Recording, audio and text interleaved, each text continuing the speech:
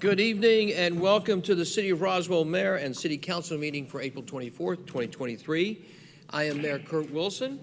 I'd like to acknowledge my colleagues and council members present. Councilmember Sarah Beeson, Councilmember Christine Hall, Councilmember Lee Hills, Councilmember William Mortland, Councilmember Michael Palermo, Councilmember Dr. Peter Vanstrom. I will now turn over to City Administrator Randy Knighton to explain how the meetings run. Mr. Knighton. Thank you, Mayor. In accordance with Section Chapter 3.70 of the City Code, the City Council shall hold regular public meetings. The purpose of City Council meetings are for the public to participate and speak on agenda items which constitute formal decisions by the elected body. These items are listed on the published agenda, which can be accessed via the city website prior to the meeting. This is a public meeting, and some items do require a formal public hearing. A significant and important component of City Council meetings are to hear directly from residents on the items listed on the agenda. Public comments or questions are essential for Mayor and Council to incorporate as they contemplate each decision. Residents are at the top of our organizational chart, and therefore it is imperative for Mayor and Council to hear from residents in these meetings. If you would like to speak on an item, we ask that you fill out a comment card, which are located in the back of the room and at the podium, in order to ensure an accurate record of the meeting. We ask, of course, that everyone observe the principles of mutual respect and display the appropriate demeanor during the course of the meeting this evening, which should be and is reflective of this great community. The mayor is the presiding officer for this meeting and will ensure the orderly exchange of comments, questions, and discussion leading to decision-making by the elected body. We also encourage everyone in attendance and the viewing audience to visit the city website for meetings, events, and departmental information. We also encourage you to review and participate in the various activities and offerings in the city of Roswell. There are a number of events scheduled upcoming in the city, which Mayor Wilson will speak to shortly, which promote community, physical activity, and leisure as we all make Roswell the #1 family community in America. Mayor Wilson. Thank you, Mr. Knighton. At this time, I would like to call Deacon Joe Crowley from St. Peter Chanel Church to the front for their moment of silence and our invocation.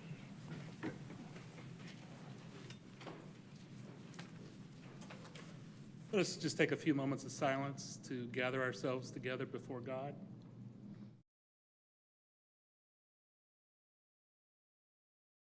Good and gracious God, we gather here this evening in thanksgiving for the many blessings that you have bestowed upon us.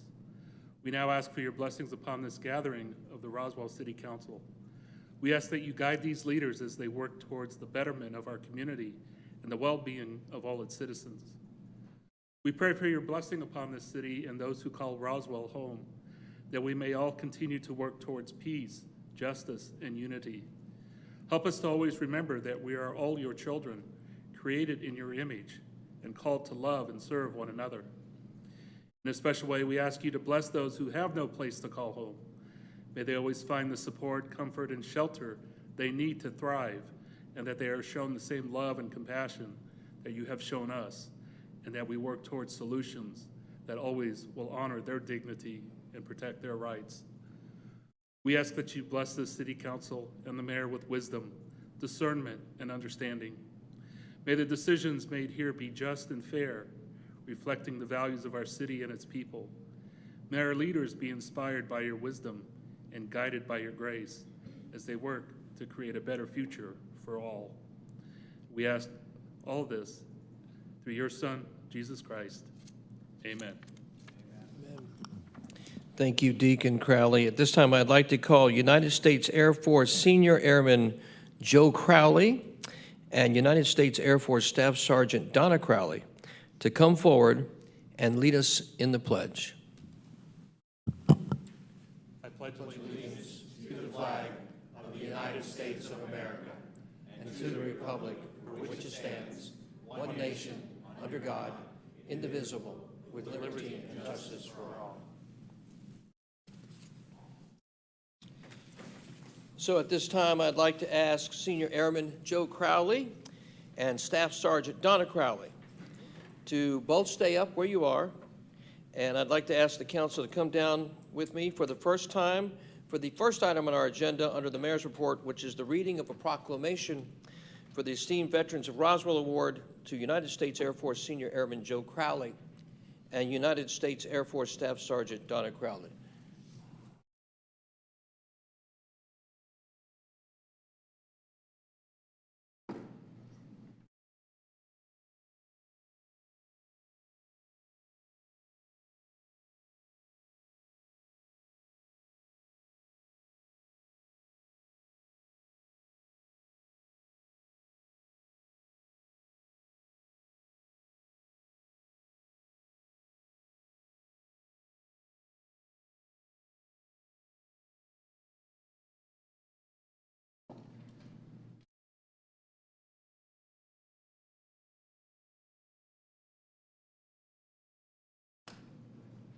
Proclamation, Office of the Mayor, Senior Airman Joseph Crowley and Staff Sergeant Donna Crowley, esteemed veterans.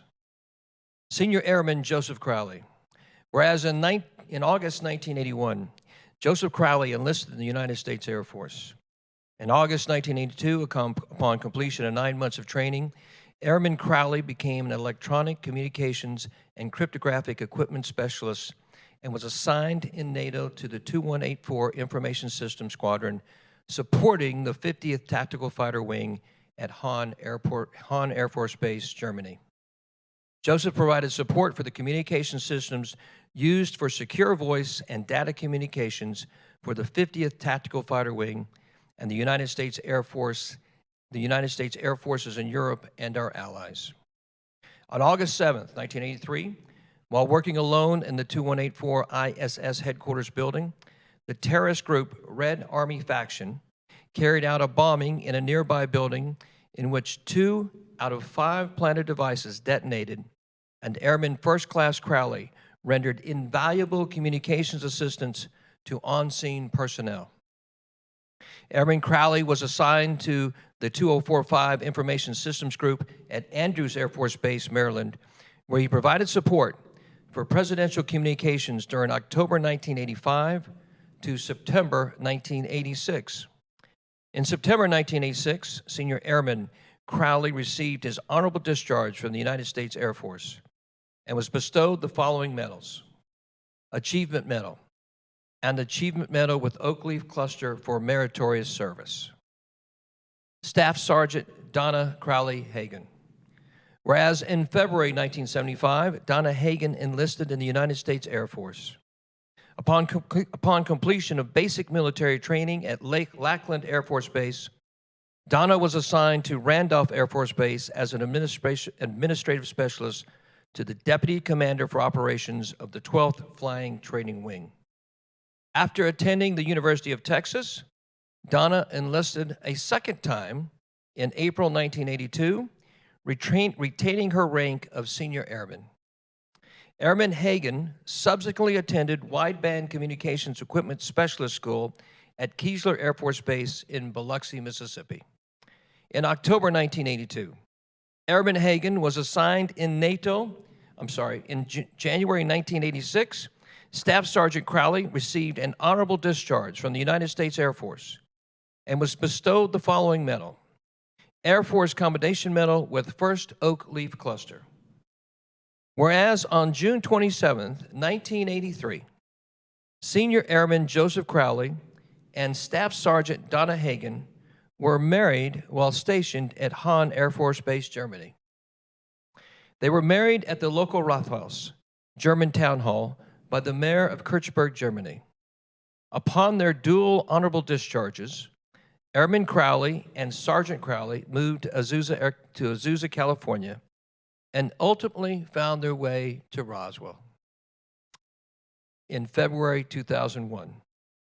In 2013, Joseph Crowley was ordained a permanent deacon in the Archdiocese of Atlanta and is currently serving the congregation at St. Peter Chanel Catholic Church in Roswell. Now, therefore, I, Kurt M. Wilson, Mayor of the City of Roswell, do hereby name Senior Airman Joseph Crowley and Staff Sergeant Donna Crowley, esteemed veterans of Roswell, and call upon all our citizens to recognize their outstanding service to our country and our community, and that there is no higher calling than those who serve in the United States Armed Forces. Thank you.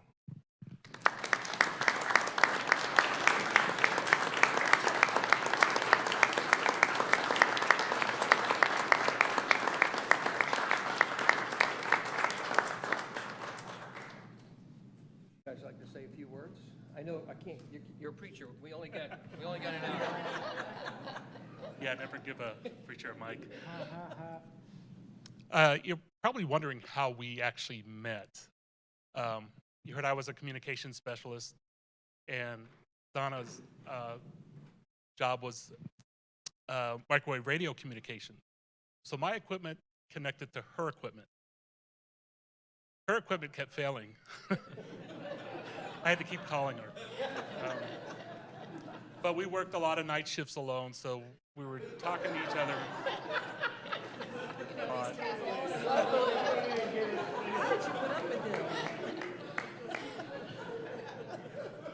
Well, one of the benefits was she outranked me, so she made more money. So, but yeah, we spent a little over 3 years in Germany, had a blast. And when we decided to get married, we did go to the base chaplain, and he told us, I don't want to marry you. You guys won't last. Well, yeah. It's going to be 40 years. 40 years in June, yes. So, joke's on him, I guess. That's all I got. Do you have anything? Oh, he's been stuck with me ever since, so. Thank you. We really appreciate this and all that you do for the veterans of Roswell. We're so honored that you guys are here. Donna, you sure you want to take the microphone? I'm sure. Okay. Thank you guys so much for being here.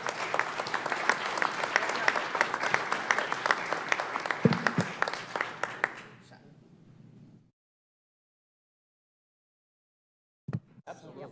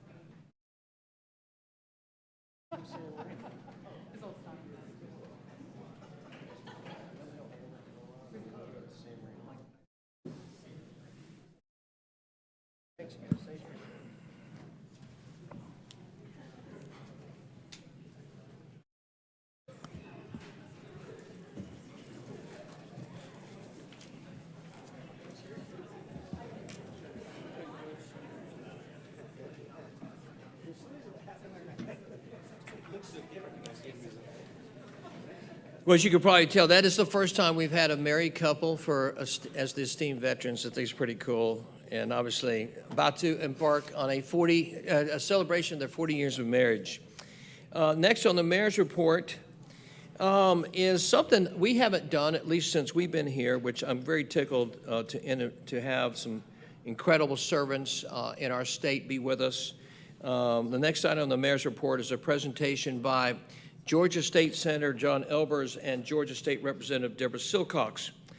Senator John Elbers represents Senate District 56 and has been a member of the Georgia State Senate since 2011. And Deborah Silcox was the Georgia State Representative from House District 52 from 2017 to 2021 and has just subsequently been reelected here in 2022 and just got through the session. I'm very excited. I've both asked Senator Albers and Representative Silcox to hold their comments about updates to 2 hours. So buckle in. And this time I'd like to welcome both Senator Albers and Representative Silcox. Thank you. Want to grab a microphone, or what do you like us to do here? You're Just perfect. talk? You Okay. can have a microphone or you can talk there, John. Whatever's better for you, Talk sir. away. We'll talk away. You I think it'll pick us up okay, right here. great. Okay, All right. super. You want to start or you want me to? You go ahead, Okay. John. Thanks. I actually had got my comments, Mr. Mayor, down to 45 minutes, so we'll be out of here quickly. First, I want to say thank you, Mr. Mayor, and members of the council. You're my mayor and my council, and I think that's fantastic because I have never been more proud, more optimistic of the city of Roswell in the decades that my family has lived here. So I want to take a moment to thank you for your service and sacrifice. There's not many people that understand how much time, how much of your energy, your family time, your personal income that you spend doing this job. You miss important things with your children, with maybe your future grandchildren, with the time you would spend in your business, from the time you would spend with your friends. We like to lure people into this saying it's a part-time job, right? But we know it is not. No one of you who sits in that dais today did this for fame or fortune. And I want to say thank you for your service. Thank you for working with me. And it is an honor to represent you in the Georgia Senate, and my job is to serve you. And we have a phenomenal legislative session. This is my 13th legislative session, and we had for the first time a new Speaker of the House and new Lieutenant Governor at the same time, which you might think, wow, that's pretty extraordinary, but both of them got promotions from their former jobs, so they were both well-versed in what they were doing. And Georgia is thriving. We're the #1 place to do business for the 9th year in a row. That is a record that nobody has come close to breaking. Governor Kemp, who you remember, opened the state when nobody else did, and that led us to record surpluses and the lowest unemployment in the history of the state of Georgia. People are moving here, sometimes to our chagrin, faster than any time in history. In fact, if you look at the migration of people who are literally losing population in the East Coast and the Northeast and certain areas of the Midwest, they're moving to the South for good purpose. And the reason for that is not just our great hospitality and our wonderful climate and our proximity, but it is because we created an environment that lets businesses thrive, where you can live, work, and play and raise a family that works. We want to make sure we continue to do that because we want to stay #1 and truly be blessed to be Georgia. So a couple quick highlights of the legislative session. First and foremost, I mentioned Governor Kemp reopened the state, and because of that, we have record surpluses. We could do one of two things with those record surpluses. We could spend them and then have a problem next year, or we could give them back to where they belong, which is the taxpayers. So every taxpayer in the next couple of months, for income tax, $250 per individual, $500 for a married couple. As long as you paid taxes, it's a tax refund. You will be getting that back as soon as you filed your Georgia income taxes for this year. Also, there'll be another $500 one-time property tax exemption for all folks that own a home, condominium, townhome, etc. That will also be same time, and you have to fill out your Georgia taxes to get those back. Billions of dollars going back to where they belong. As we all know, government has no money. They have all of ours, the people. Governor Kemp also suspended the gas tax when we were facing 40-year high inflation, the worst we had seen since the Carter administration.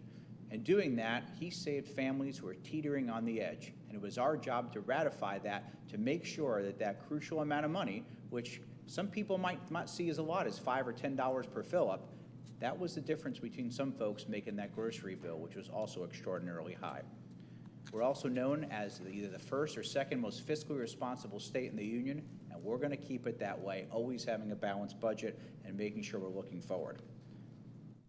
We all know that education is a critical part of every community. One of the main reasons that people love to come here to Roswell, not just because of our great government, our great parks and public safety, it's because we have great schools, both of the Fulton County schools as well as a plethora of fantastic private school opportunities. With that, we added another $2,000 pay raise in the last 4 years. That's a $7,000 pay raise we gave to each and every teacher in the state of Georgia.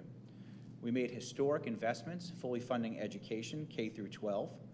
We added dollars and legislation to ensure school safety. We passed a Georgia Council on Literacy. Every kid has to learn how to read in every corner of the state. Last year, we passed a Parents' Bill of Rights because schools are made for children, and their parents need to be the front and the most important part of that process, and we added to that this year. We also created in the Senate a Children and Families Committee for the very first time to have focused attention on where it needs to be, which is our future generations. We put much needed oversight for district attorneys and prosecutors. Similar to what we have today for both police officers and for judges, they needed the same type of oversight to make sure they were doing their jobs properly. We protected our elections from outside money and interference, and our state law enforcement officers got somewhere between a $4,000 and $6,000 pay raise. It has never been harder to be a first responder, being one myself for 33 years, but for our police, fire, EMS, and 911 in Georgia, we unapologetically back the blue and our first responders, and I'm so proud of Roswell, Chief Conroy, Chief Panino. We've got some of the very best in the business right here, so kudos to all of your work for not just hiring them, but empowering those two leaders to really set the example that we get to use in other areas of state to show how it can be done right here in Roswell. We also passed several bills to protect children and a series of bills to protect against gang violence. This is an important statistic I want you to remember. It's somewhere between 70 and 90%, but the GBI believes it's right at 90% of every violent crime in this state is by a criminal street gang member. Think about that. 9 out of every 10 violent crimes. And it's not just in Atlanta, it's not just in Augusta or Savannah. It is right here in Roswell, Alpharetta, Sandy Springs, Cherokee County, Cobb County, et cetera. This is the biggest public safety problem we have, and we have to go after it with all due diligence, and we literally have to do what J. Edgar Hoover did so many years ago in naming public enemy #1 and start taking and dismantling these street gangs and putting the bad actors in prison, and most importantly, making sure the younger generations don't assimilate into those positions. We also have to protect against bad legislation. One of the worst bills I've ever seen in my 13 years was one that sought to take over local zoning laws away from people like yourself and county commissions. We don't like it when the federal government tells us what to do, so the very last thing we should do is tell a city or county what you should do. And I am much more confident in your abilities than ours. We also made sure that there were several proposals to raise taxes, that we not only didn't raise taxes, we lowered them. And Georgia's on track to get our income tax rate down to 4.9%. It was just 6% a couple of years ago. And our goal is to continue to move that lower and lower and lower to be more competitive with states around us, but implement more fairer and flatter taxes. I passed 16 bills this year through the Senate and the House. And I'm just going to mention a couple and then turn it over to my colleague. One is reducing barriers in state employment. We had job ads out there for the state government that hadn't been updated in years, that we automatically said needed a 4-year degree or needed 10 years of experience. Well, I used the example, Bill Gates couldn't apply for either of those jobs. Well, he never graduated from college, and the program we were asking people to administer was invented 3 years ago. It was time to do an analysis and change that to make sure we could recruit the best and brightest. Now, we certainly want to promote higher education, but we also want to make sure we're doing the right things. We did many updates, what's called the POAB, that's the Police Officers Annuity Benefit Fund, a pension fund that most of our Roswell police officers get to participate in, that they pay in with their own dollars, no state tax dollars, but we're looking to continue to increase that so they can have a warm, helpful, and meaningful retirement. I passed the Georgia Fights Terrorism Act, which allows the Georgia Bureau of Investigation to proactively go investigate anything to do with domestic, biological, nuclear, or chemical terrorism. By the way, gangs are domestic terrorists. And we unfortunately saw some of that downtown in the new Atlanta Police Training Center that is being built. And while we support everyone's right to protest and to demonstrate, and we do, if you break the law, you have the right to remain silent and be placed under arrest.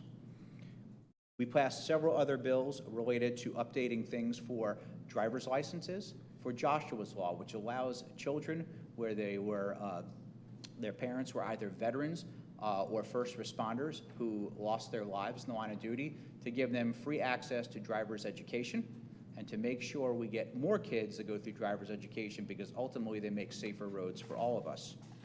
We passed a bill to make sure that we relocated quality jobs to Georgia, but measured each one of those job tax credits so we didn't spend more than we were giving out. We made sure that everybody, whether you're a sworn police officer or non-sworn working, none of their information becomes public, so they can't have any bad actors want to retaliate against them. We need to protect those who are doing those type of jobs. One of the very special ones I passed was something called Merriam's Law. Miriam was a young 22-year-old girl who was savagely murdered in downtown Atlanta. And it was because the person who was let out of jail was a dangerous sexual predator and wasn't still being proactively monitored. This law assures that nobody is going to leave jail as a dangerous sexual predator without being proactively monitored electronically, have to check in, and we keep those dangerous people either in jail where they belong, or if they are out, under close supervision to protect our most vulnerable. We also changed the venue for we prosecute all financial crimes. If somebody stole your identity and they were from Oregon, you had to go sue them in Oregon. Not anymore. Right here in Georgia, they have to come to us, not vice versa. And last but not least is a business update bill for your taxes. And if you have many LLCs or partnerships like I do, you fill out an awful lot of tax forms. This allows you to consolidate all of those into a single form and process, again, to make it easier for government to be rolling out the red carpet for you. So as I turn it over to my good friend, Representative Silcox, who we're so thrilled to have back in the State House, bringing great representation to not just Georgia, but to Roswell, I do want to just take a moment for those that are here in the audience today and thank you for being involved. It's important you're involved, but here's something more important that my grandmother taught me. It's nice to be important, but it's more important to be nice. You can disagree without being disagreeable. You can speak back with kindness and candor, and nobody ever in the history of the world solved a problem or changed someone's mind with a hateful social media post. So be responsible, be kind, and continue to make Roswell the beacon of light we knew it can be. Thank you, Mr. Mayor, members of the council. I turn it over to the most honorable Representative Deborah Silcox. Thank you. Thank you so much, Don. It's such a pleasure to be with you tonight. My name is Deborah Silcox, and I'm a native of Sandy Springs, but I will tell you that it was a complete delight to go door to door this past fall and meet so many of you, including Christine at her home while she was working. But it really was a pleasure, and I have really, really enjoyed getting to know some of you and look forward to working with you more as we go forward. But I, of course, was on the House side. John's the distinguished senator on the Senate side, and I will tell you that there's kind of a healthy rivalry between the House and the Senate. And I'm partial to the House. I love the House because there's more people, right? It's more diverse, it's more interesting. There are more women, which I like. And Speaker Pro Tem Jan Jones, who's, of course, number 2 down there, is my main mentor down there. She does a tremendous job for Milton, and it just was a real treat to be back. That being said, we had exactly 46 new representatives and 11 new senators, in addition to the new Speaker of the House and the new Lieutenant Governor, which was the most change there had been down there since 1959. So it really was a very different session. Everyone was trying to kind of find their feet. I didn't have any freshmen ask me where the bathroom was, but it was pretty close. And that being said, I'm just going to kind of fill in some of the gaps since John did such an excellent job of the overview. But I'm, of course, on several different committees. The Judiciary Committee as an attorney. I'm vice chair of the Non-Civil Judiciary Committee, and I'm actually the chairman of the MARTOC Committee, which stands for Metropolitan Atlanta Rapid Transit Oversight Committee. So I have a little bit different perspective than just public safety, but have enjoyed working with Kelly Greenwood, who's the new chairman, CEO of MARTA. He comes to the rapid transit system he ran the Toronto Transit, and he is interested in getting something done. And so I know he's going to have to prove himself to the Atlanta City Council. I'm sure you've seen that they're going to do an audit of MARTA, but I'm very anticipant that they are going to roll out some of this bus rapid transit, and I think you'll see that in Roswell as DOT pursues the express lanes going over the top of 285, as well as the bus rapid transit coming up 400. And I will tell you that I had the pleasure of traveling to Buenos Aires with the Georgia Chamber of Commerce in 2019, and I have seen what bus rapid transit looks like, and it is really great. Everybody goes, oh, bus, but it's really great in Buenos Aires. They have these really long buses that are like trains, and they have terrific Wi-Fi. It's very clean. It's a very much an upscale, bus situation, nice, comfortable seats. So I'm very hopeful that, that we can have more transit, particularly with the World Cup coming to Atlanta in 2 years, that some of this can get going, because I think we do need more transit, particularly for seniors that don't want to drive. I've met a lot of seniors just knocking doors that say, how nice would it be to have transit that I wouldn't have to drive and wouldn't have to worry about my driving skills. I could do that last mile, just getting around on public transit. So very hopeful for that. But moving on, one of the bills that I believe John mentioned, which is really interesting to me, is House Bill 88, which was brought by Representative Houston Gaines. He had a classmate of his in law school in Athens who was murdered, and her case was never solved. But after all the technological advances we've had, particularly with genetic evidence that now is coming forward, there are people being completely exonerated from crimes that they were convicted of unjustly. And this House Bill 88 is going to allow people that had victims in their family to go back to the police to reopen the cases and seek justice for their loved one who was perhaps unjustly convicted, which I think is a really neat program. The other thing I'll mention is, as John mentioned, in connection with cracking down on gangs, in particular, Senate Bill 44 establishes mandatory minimum sentencing for recruiting activities, which I was just astonished to hear in the Non-Civil Judiciary Committee testimony about these victims that are being targeted as early as 3rd and 4th grade. These kids are being recruited to commit crimes for gangs. And again, as John mentioned, this is in every single community in Georgia. Sex trafficking and gang activity are in every single community, and it largely goes under the radar. But I personally was very grateful that we did not pass the gambling bill that was so big this year, because we know for a fact that if you have casinos and gambling establishments, that brings in a bad element, and it only increases sex trafficking. I passed 2 sex trafficking bills in my last 2 sessions and was glad to support this, because this gets at just another piece of the pie, these people that are recruiting literally small children to do crimes for them and join in these activities that are so horrendous. So I applaud the First Lady, Marty Kemp, on her continued work with the Grace Commission, and I'm very hopeful that we can eliminate sex trafficking in Georgia. I will also mention that a big highlight for me, I'm a Georgia Bulldog from undergraduate, and so I was very excited to see that we are going to fund the Hope Scholarship at 100% of tuition for the first time in a long time, which I think is a huge home run. The Hope Scholarship has educated millions of Georgia students, and the fact that this will cover 100% of their tuition going forward, I think is really exciting. Along with the literacy emphasis that John mentioned, I will say that in particular, House Bill 538 is going to ask teachers to do what's called phonics. I learned to read with phonics. How many of y'all learned to read with phonics? Yeah, well, they got kind of away from that, but literally, this is such a critical skill that they actually use 3rd grade reading scores to determine how many prison beds to build out in the state going forward. So it is really important that we get all of our 3rd graders in Georgia reading, and I think that this phonics program is going to be a step in the right direction, particularly given the results from the pandemic of so many loss of math and reading scores. I'll also mention House Bill 147 is going to ensure that students are prepared in case there is an incident at school. They're going to do intruder drills, which I think is an important safety measure.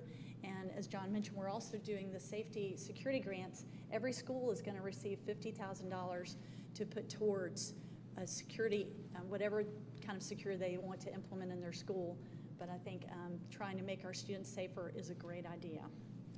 As far as helping families, we are doing a lot of things in terms of funding critical needs, $2.4 million for substance abuse recovery programs, particularly mental health services, which are so needed in our state.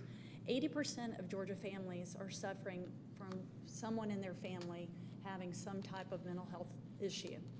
And I'm very hopeful that we can work on House Bill 520 again that did not pass this year, but hopefully we can work on that with the Senate next year to get more mental health funding for those suffering in Georgia. The other thing I'll mention is now the General Assembly has added 500 slots to the comp waiver program to support those with intellectual and development disabilities with an appropriation of $9.4 million. I was actually appointed to the Department of Human Resources Board previously by Governor Sonny Perdue, and during his administration, of course, we rewrote the Medicaid waiver for the first time, and that opened up a lot of spots for people with disabilities that had never been able to get benefits before, because previously we were on a case-by-case program, and this shifted the emphasis to more of a cafeteria plan where people would only take the services they need. So opening up an additional 500 slots, I think, again, is a great move in the right direction. Looking forward to 2024, I did mention I hope that we'll pass the mental health bill next year. And I also am hopeful that the Senate will finish their work. One of the things that they've been working on that I know that John had a hand in is looking at all of our tax incentives and tax breaks as a state collectively to see if perhaps which ones are working, which ones are being used, which ones are being underutilized. If we could eliminate some of those and lower the income tax, the state income tax even more, because of course we are competing with Tennessee and Florida for still charging an income tax. That being said, I don't know if we'll be able to eliminate it entirely, because unlike sales tax and other types of tax that are dependent on the economy, income tax is a reliable source, and keeping our AAA bond rating that we've had for over 20 years, keeping the debt load low and the interest rate on that debt very low is important. So again, thank you so much for having me. It's such a pleasure to see you, and I'm here anytime. John and I are available, of course, on the website. You're welcome to write to me at the Capitol and respond to any concerns.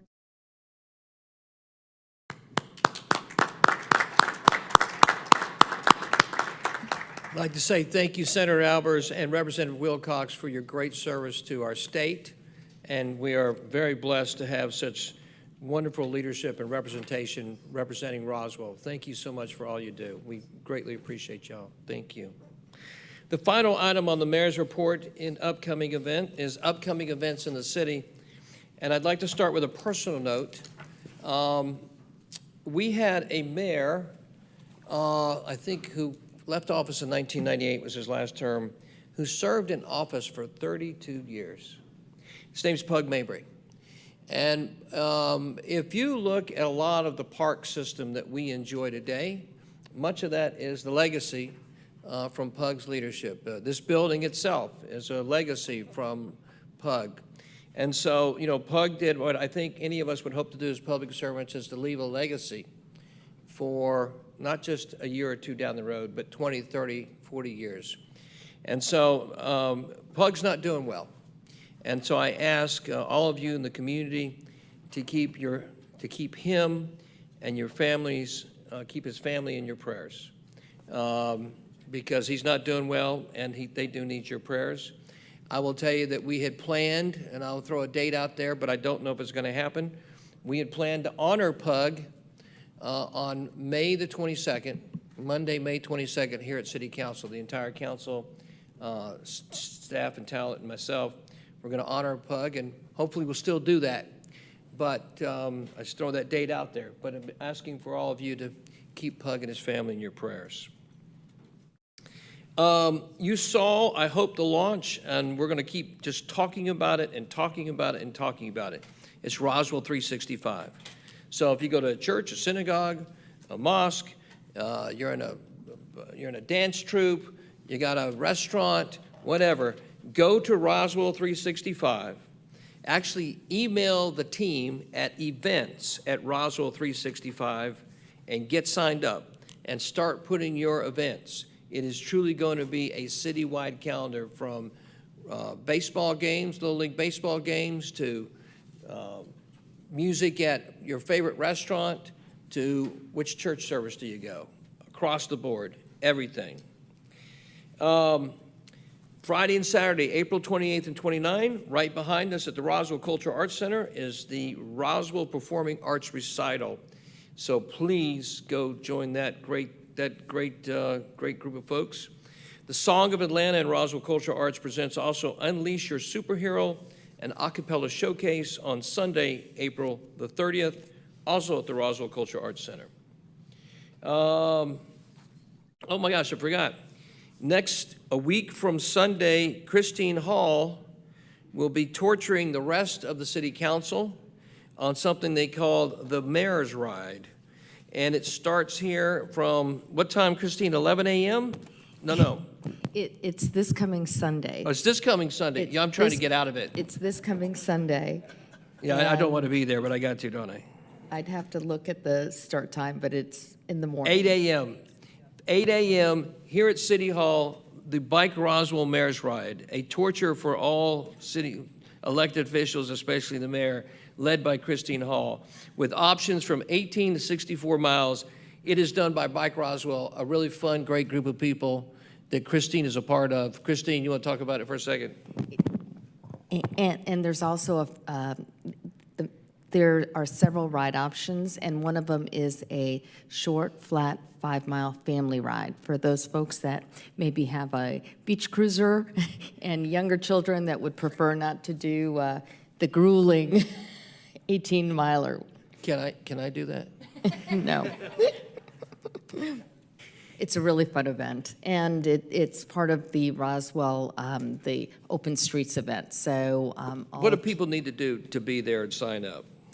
they can go to the website or Roswell 365 and get the information there, and there'll be a link to the sign up. But there'll be activities all day long on Canton Street for the Yeah, family. at 11 o'clock, there's actually a family bike parade as well, right? Yes.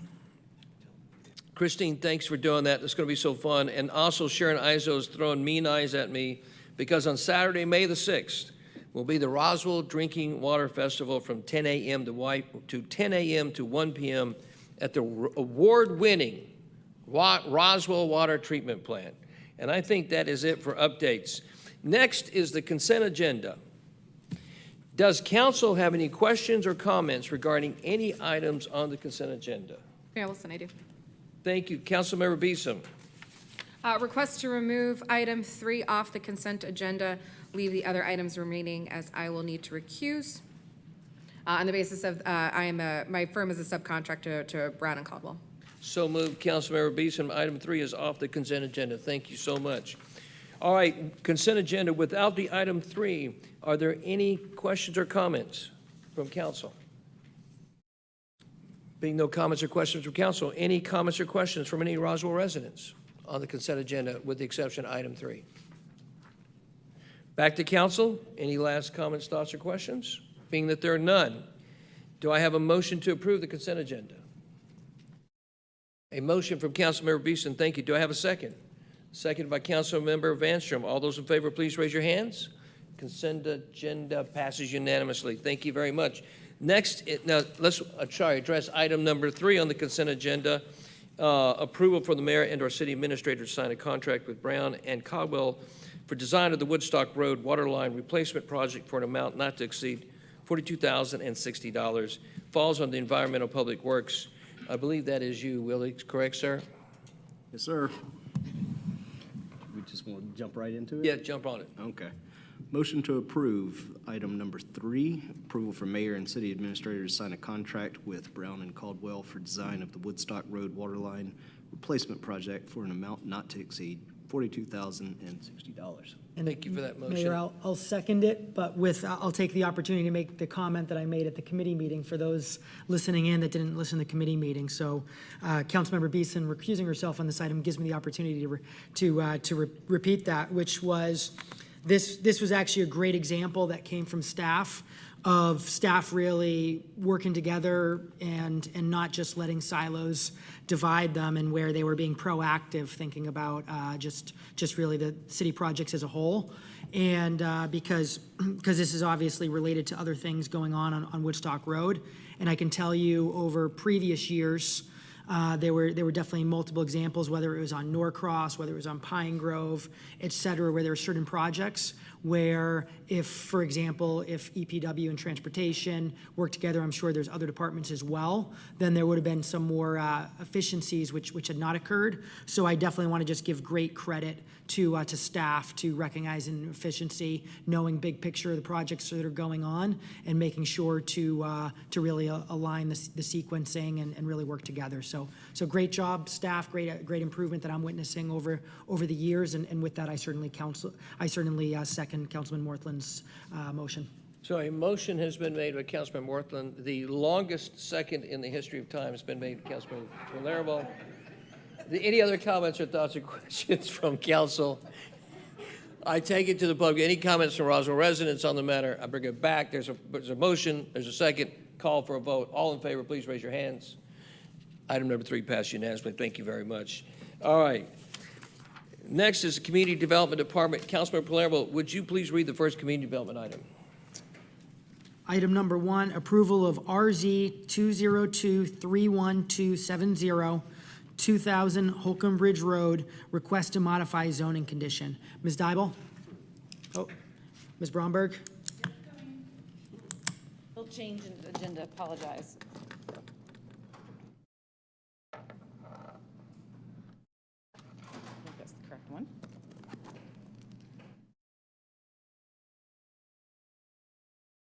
All right. So the first item is RZ 202-31270. This is located at 2000 Holcomb Bridge Road, and it is a request to modify a zoning condition. The applicant, TNT Apex LLC, is who made this request. They are the developer of the commercial parcel. They're located at Scott Road and Holcomb Bridge. The request is to modify condition number 1 of zoning petition RZ 2015-01257. Just a little quick context for in the development history. This property was actually originally in Fulton County. We annexed it in, and then in 2006 we rezoned it from the Fulton County annexed office institutional zoning classification to a master plan mixed use district. There were 20 conditions associated with that rezoning. In 2013, the council then approved site plan amendments and variances to setbacks as well as variances to the MUD requirements, and that included a total of 22 conditions. And then in 2015, there were some additional approvals made to change in the conditions from those 22 that are from the 2013 approval. There were a total of 7 conditions, and that included replacing condition number 13 with what we call number 1 today, incorporating the remaining 21 conditions for the 2015 approval. I'm not sure what happened. There we go. And then there's also 5 additional conditions. So tonight, what we're talking about is condition number 1 from the 2015 approval, which is on your screen. It's very long, so I will read through it just for the record. The owner-developer shall pay $40,000 for the placement of public art on the parcel identified as commercial area parcel on the plat named Alstead Phase 1, which was recorded date 5/11/2015, Book 381, page 67 in the Fulton County Records. The public art shall be reviewed by the applicant and approved by the city, and placement either in a landscaped open space or in an outdoor amenity space on the property prior to a certificate of occupancy for any building on this parcel. This shall replace condition number 13 from the 2013 approval that required the reservation area for the bridge right-of-way. So the property in question is being developed as a commercial property as it was allowed to be. The buildings are actually have been permitted for construction. And so there have been some conversations about the timing and the sequencing, as well as some ongoing efforts regarding art in the city. So there is a recommendation to revise condition number 1 as it on the screen. But I'm actually, with your permission, Mayor Wilson, going to turn it over to Councilmember Hills to add a little bit of context for you. Absolutely. Thank you, Lenore. Councilmember Hills, further context. Thank you, sir. It's been a delight to work with Mr. Taylor on this project, this portion of the project. As many of you know, we are working on an aesthetic plan for the city of Roswell as well as an art implementation plan in the city of Roswell. And this looming over the project at 2000 Holcomb Bridge Road, we as a city aren't prepared to give good guidance to this developer to be able to execute public art in a meaningful way, in a cohesive way, before he's going to open the doors and start making money, which is our ultimate goal. So Roswell Arts Fund, Ilan Buchan, and I have both met with Mr. Taylor. I know he's met with our community development team, and we have a simpatico plan here for him to turn that $40,000 encumbrance over to the city of Roswell, earmarked for aesthetics and or public art. I believe there may be a comment from a council member too regarding some specifics on that are, I think, very wise, but I'm delighted that we found an opportunity to make this project easier and more rapidly executable. So thank you very much. Thank you, Councilmember Hills, for all your work on that. Councilmember Hall. Thank you. And yes, thank you for everybody's work on that. My only request would be that this would be earmarked to art on the east side. So noted. Councilmember Palermo. Thank you. What I will say, so first of all, this item, when this had come forward, this was actually before my time, so I was not a part of this one. I'd say, frankly, I would have certainly preferred, there was discussion, and a part of this dealt with actually a bridge, which I actually think would have been incredible. That being said, that's not something we have the opportunity for tonight, given we're discussing $40,000, and obviously a bridge would be a good amount more than that. So I certainly don't agree with the decision that was made in 2015. But based on the request and everything I've seen in the packet tonight, I am supportive of the change. I certainly appreciate Councilmember Hall's point to bring up that obviously this is going to be art on the east side of Roswell, and there should still be art on the east side of Roswell. So I do agree with that update. And that being said as well, given that from an art standpoint, Councilmember Hills is certainly a lot closer to this than me with a lot of the discussions we've been having as a city, as you probably saw in the work session earlier. So my intent tonight is to use a privilege as the liaison of community development, and that privilege I'll be using will actually be yielding the motion over to Councilmember Hills if she chooses to accept it. Thank you, Councilmember Palermo. Any other thoughts, comments, or questions, council? All right, let's take it to our residents. Any comments from any Roswell residents? Questions? If not, I bring it back to council. Any additional thoughts, comments, or questions from council? Thanks very much. Councilmember Palermo, thank you for that gesture. Councilmember Hills, would you like to make a motion? I would, Mayor Wilson. Motion to approve RZ 2023-1270, that is 2000 Holcomb Bridge Road, request to modify zoning condition.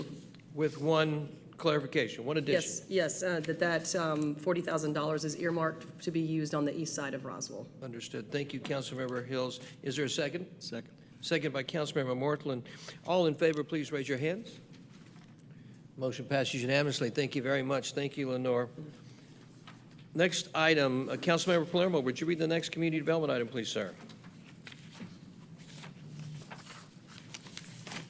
Item number 2, approval of a text amendment to the Unified Development Code regarding section 10.2.10, screening walls and fences. This is the second reading. Mr. Davidson? City Attorney Davidson, would you please read the ordinance, sir? Thank you, Mayor. This is an ordinance to amend the Unified Development Code by modifying Article 10, Site Development, Section 10.2.10, Screening, Walls, and Fences. Now, therefore, the Mayor and Council of the City of Roswell, Georgia, pursuant to their authority, do hereby amend Article 10, Site Development, Section 10.2.10, Screening, Walls, and Fences of the Unified Development Code, text of which is incorporated herein by reference, and if approved, this would be the second reading. Lenore, the show's yours. Thank you, sir. As mentioned, this is the second reading. Just for the history of folks that have not been at every one of these meetings, this is a little bit of a history.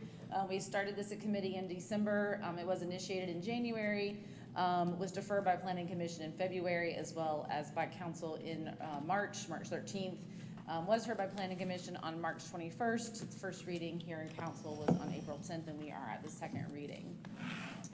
Just as a refresher, wanted to point out that the section 10.2.10 for screening walls and fences Paragraph A is the paragraph that we're talking about this changes to this evening. Numbers 1 through 6 have no changes, and then numbers 7 through 10 are where those modifications occur. There's also a paragraph B regarding subdivision entrances, and there are no changes to that section as well. So for number 7, this is what's on the screen before you this evening is what was approved at the first reading. So the track changes that you see are the changes that you made at first reading. And so number 7 would read, a screening wall or fence located in a side yard or rear yard can be no more than 8 feet in height. And number 8, a screening wall or fence located in a front yard may not exceed 6 feet in height, provided the transparency of the entirety of a screening wall or fence above 4 feet in height exceeds 25%. In addition, we recommended removing this graphic, which is not helpful to us, especially when the numbers change, but even today, not super helpful. And this is what we're currently recommending, a little bit different than what you've seen in the previous versions, and this is to define where the yards are.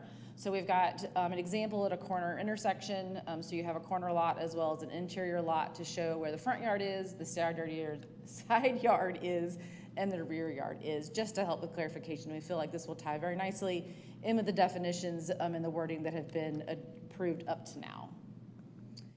Number 9, approved is the wording on the screen at the first reading, which is the finished face of all screening walls and fences must be located toward the abutting property.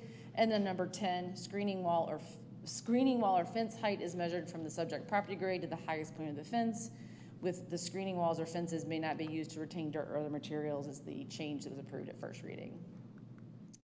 Included at the first reading, and this is the reason why you have an extra copy of the handout this evening for the actual ordinance itself, we failed to add section 14.2 to the title, so I apologize for that. We did add that at first reading, which is to delete the last sentence in the definition of setback. So that's in 14.2.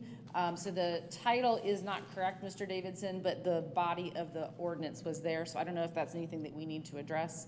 But the last sentence, building setbacks and yard are considered one and the same, would be deleted because that's contradictory to the definitions. And then just in case you need to see them, 14.2, the defined terms, these are the actual existing definitions for front yard, side yard, and rear yard, which define basically the yard is between the building and the adjacent property line. So front, as shown in the picture, is from the front of the structure to the front property line or the street right of way. Side is between the side of the house and the neighbor's property line or the street, and then rear is from the back of the building to the back property line. I will point out that in all those cases, it actually extends across the entire property. So for example, your front yard is from lot line to lot line between the front of the house and the front property line. But the side yard is also from the side of the house to the property line from the front to the back. So your front quadrants and the 4 corners actually have both definitions, front and side, side and rear, depending on which corner you're looking at. So it's just a point of reference, which may come up in the conversation here in just a moment. I think that is it, so I'm happy to answer any questions you may have. And Mr. Davis, I don't know if we need to do anything different regarding the 14.2 or not. Lenore, I'm going to ask you a quick question because I know the council is going to weigh in well, I think, on a lot of several pieces. I just got a quick question, just from a pedestrian perspective. Yes, sir. Looking at packet page 75, 76, and packet page 77, you have 3 pictures of 3 existing fences. Yes, sir. 2 of them on the one existing property, one's on a different piece of property. What are you showing us here? Sir, those are from Planning Commission. Those are not from staff. Those were included in the first reading as recommendations that Planning Commission added to be included with their recommendations that were brought forward at first reading. And so the full input from Planning Commission, some of it was incorporated at first reading, and these were just left over from the previous package, so they really should not necessarily have been included a second time, but that's just a record from where Planning Commission made a recommendation at their meeting earlier. And in looking at them, these are examples of things that if council passes this tonight, this would no longer be available. Yes, sir. And in fact, actually, the real reason why this was even brought up, and I think we had a very clear discussion at first committee, was because actually this wasn't available in our code, period. The issue is there was confusion occurring, and so this was happening due to confusion. So it's really not even a changing of the rules as much as if it's clarifying, because here's some examples where the rules were not followed. They're followed, just very hard to tell them they look silly. Okay, thanks. Sorry, Council. Councilmember Palermo? So where I want to focus the conversation is two areas. One area is number 8, so that's where I actually want to spend all the time discussing, is number 8. I'd like to discuss updating number 8, so that's going to be one thing. Can we go to that new picture you added? Certainly may. So this one I think is actually really helpful. So I think this is actually a great illustration of making it clear what's possible, what's not possible. So I do think this seems helpful to me. And then I guess my question though is, now when you get into the definitions in the back, the fact that in the definitions it says the front yard is the blue, but it says the side yard would be some of the blue as well. And so I'm wondering if we need to clarify that, or what your recommendations would that be. So that's probably the low-hanging fruit. So let's address that piece first before I make my comments on item number 8. So our recommendation, once we realize the definition does include that second part of it about going from back to front or from side to side, would be when we are referring to the definitions for front yard, that really is where you guys want to take precedent. That's the most controlling that you have, is to add a statement at the end of number 8, and I would defer to Mr. Davidson to make sure this wording makes sense. But in determining the height in the front yard takes precedence. So in other words, you would not be able to do an 8-foot fence if it extended into the front yard, but I'm not sure if I've got that wording correct, Mr. Davidson. The definition in number 8 is more restrictive than that in number 7. So when determining the height, I'm assuming the more restrictive would govern, but I'm not exactly sure if that's the right placement or not.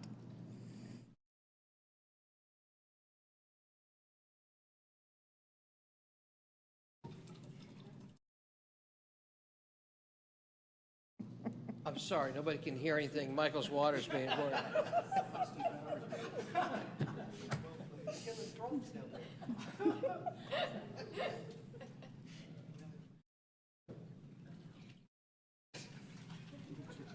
David, it's all on you. You gotta come to the rescue. Christine? Just a point of clarity for me. Are you, is the question about the quadrants in the front? Yes, ma'am. Because the quadrants in the back would not Correct. matter. That's Only right, 'cause the it's the same. quadrants in the front. Correct. It's Thank just the you. front quadrants, yes, ma'am. My concern here, so I think this picture is so helpful. My concern is if you look at the bottom left corner of the blue, if you look at the definition, someone could argue, well, I'm going to put up actually a really tall fence on that bottom left corner because actually my side yard, that's my side yard, that's not my front yard. And so it's basically those definitions somewhat contradict each other, and that's where I want to understand how to best clarify that, whether that is through updating the definitions, or is that through just saying which one takes precedent? Councilmember Beeson? I have another point of clarification. So looking at this new illustration, this is our first time seeing the new and revised illustration. This one doesn't indicate the point of entryway for the home. It instead defers to the primary street and the side street. Just from personal experience, I've seen buildings, to use the one on the left as an example, where it still faces the side street. So the main entryway to the building is still off that side street. Is that not going to be problematic for that definition? So in that particular case, that would be the front, because your pedestrian door has to go to the front. And so you may be using, when you're on a side street like that, you can choose which one you use. It's an allowance within the code. And so in that case, that would now be considered the front, and your side, which of course complicates things, would be where the front is in that drawing. Got it. And so the drawing is not limited in those instances because of the code. Correct. Thank you. Can I make a suggestion to council? I'm hearing some confusion, and I'm going to offer up a possibility of someone making a motion to defer this item, because I don't hear clarity, and I don't want to have a 2-hour discussion trying to create clarity, and at the end of it still not having clarity. I don't see that being a productive process. And I've heard 2 points of clarification already, Councilmember. And I'm seeing starry-eyed looks already. So, Councilmember Palermo. So I'd say, I think Councilmember Beeson asked an excellent question, and I think I heard an excellent, clear answer from Ms. Bromberg, because as soon as Councilmember Beeson asked that question, I said, oh, that's a great point, and that gave me some pause. And then that's when Ms. Bromberg responded that actually what's defining the primary street is that main entrance. That certainly gave me the comfort that I need. As for the side yard aspect, I don't see that as confusion as much as it's asking staff for guidance on the best way to make sure they're equipped to have something that's very clear, both for new staff members as well as for any residents that are building a fence. And so again, this is kind of just some definition type stuff. I just want to make sure we're all on the same page on. Mayor, if I may. City Attorney David Davidson, please, sir. You're going to read the ordinance or the clarification? But just the clarification. Clarification. And tell me if this works. For purposes of this section, front yard shall encompass from lot line to lot line and shall take precedence over the definition of any side yard. Yes. Thank you. Copy that down. Thanks, Lenore. Thank you, David. Any other comment? Councilmember Palermo? So if we're good with that part of it, I'd actually like to dive into the meat of it, which is item number 8. Well, no, it's really just 8. So if we could go to item number 8. Let me ask Councilmember, do all council members clear with this at this juncture? Yes. Okay, thanks. All right, Councilmember Palermo, move on, please, sir. So I would like to discuss updating the language in number 8. So basically, this is the one part that is really a change from what's been available in the past. So everything else is just clarification, making it easier for residents to understand and easier, really, frankly, even for staff to understand. Number 8 is where there's an actual change in the rules, and I'd like to actually even improve the update here. So basically, if council were to make no change, then you could have a wooden 6-foot fence in the very front yard, as long as the top, I forget if it's the top 2 feet, had to be 25% transparent. And that's something that we are changing, wanting to require more transparency with that. And this, although this is providing more transparency in the fence than the current rule, I would like to see it go even further. And with that, I'd like to see it go further in 2 ways. And I think this will definitely be helpful for some discussion around and really recommendation from staff. But one thing is that if it's going to exceed 4 feet in height, that it cannot be made of any wood. So basically, if the fence is going to have some wood, then it's a maximum of 4 feet in height. And then the other part is I'd like to increase the 25%. So whether that's 33%, 50%, perhaps even a little higher than 50%, I would like it to be a greater percentage than just 25%. And so, for example, I'll throw out right now 50%. So I'd like to see that if it's any wood, it's going to be 4 foot maximum, and it's only going to be above 4 feet if there's not wood, and also it's creating a transparency that has 50%. At least 50% transparency. And the reason behind this is because there certainly are some beautiful walls we've seen in the city that are really, for example, wrought iron. And I think it was brought up with one of the residents that was at that meeting last time when we had the first reading. They had brought up that actually nowadays a lot of the ones that we see as beautiful wrought iron, that's actually not the material. But that's kind of the intent behind it. I don't want to ban those fences that we have seen add a nice character and have a nice appearance within the city. So I do want to minimize the updates here. So that's the discussion I'd like to have with this council, and certainly would love to hear from staff on any recommendations how to best accomplish that. But again, I'm proposing. Let me issue a warning to Councilmember Palermo and all other council members. I'm going to call a recess every time we start solutioneering on the dais. Every time we go into this kind of detail, and it hasn't been talked before, this should have been solved before we walk in this room. I'm not going to continue to do this to the residents of Roswell. I'm not going to continue to do this to staff. So we're not going to solution there on the dais with details that run across people's heads. So these solutions need to be done before we walk in here. And there needs to be an agreement by council members before we walk in here.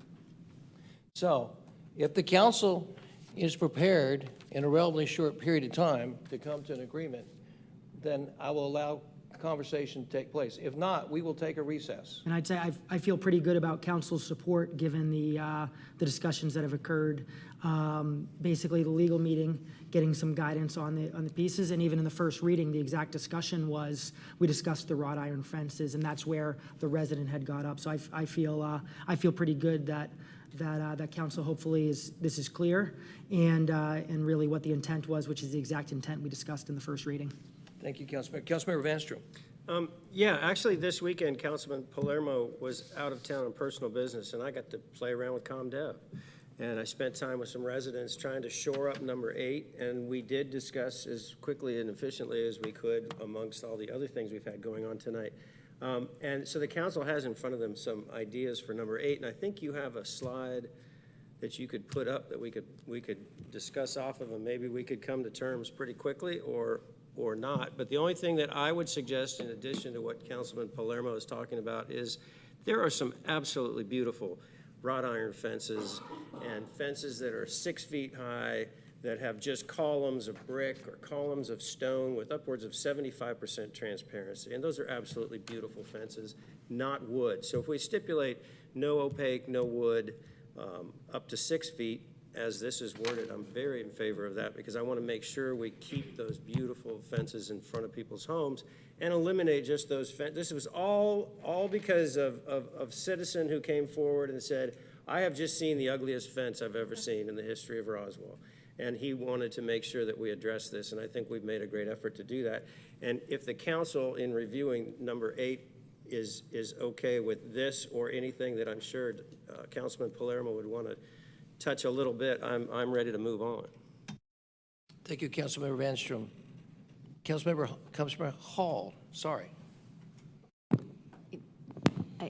I did have an opportunity to review number 8 on this, and I would be very open to discussing this more and most likely be able to support it. Thanks, Councilmember Hall. Councilor Palermo? Excellent. And so, yeah, with this, and I would like to, and I'm certainly open to the potential of 75% transparency. In asking staff, their recommendation and their thoughts were that 50% was really accomplishing and had some concerns. I'm certainly open and would love for staff to kind of give their reason for 50% versus a 75%. But the key is that I don't actually want us to update anything related to 4-foot fences, and I want the update just to be for when it's greater than. And what I mean by that is, if it's a 4-foot fence, then I'm not concerned if it's opaque or not opaque, because whether they put the pickets where there's spaces or not spaces, if it's only 4 feet, it's so short where any young person could easily just hop over it, and every single person can probably see over it.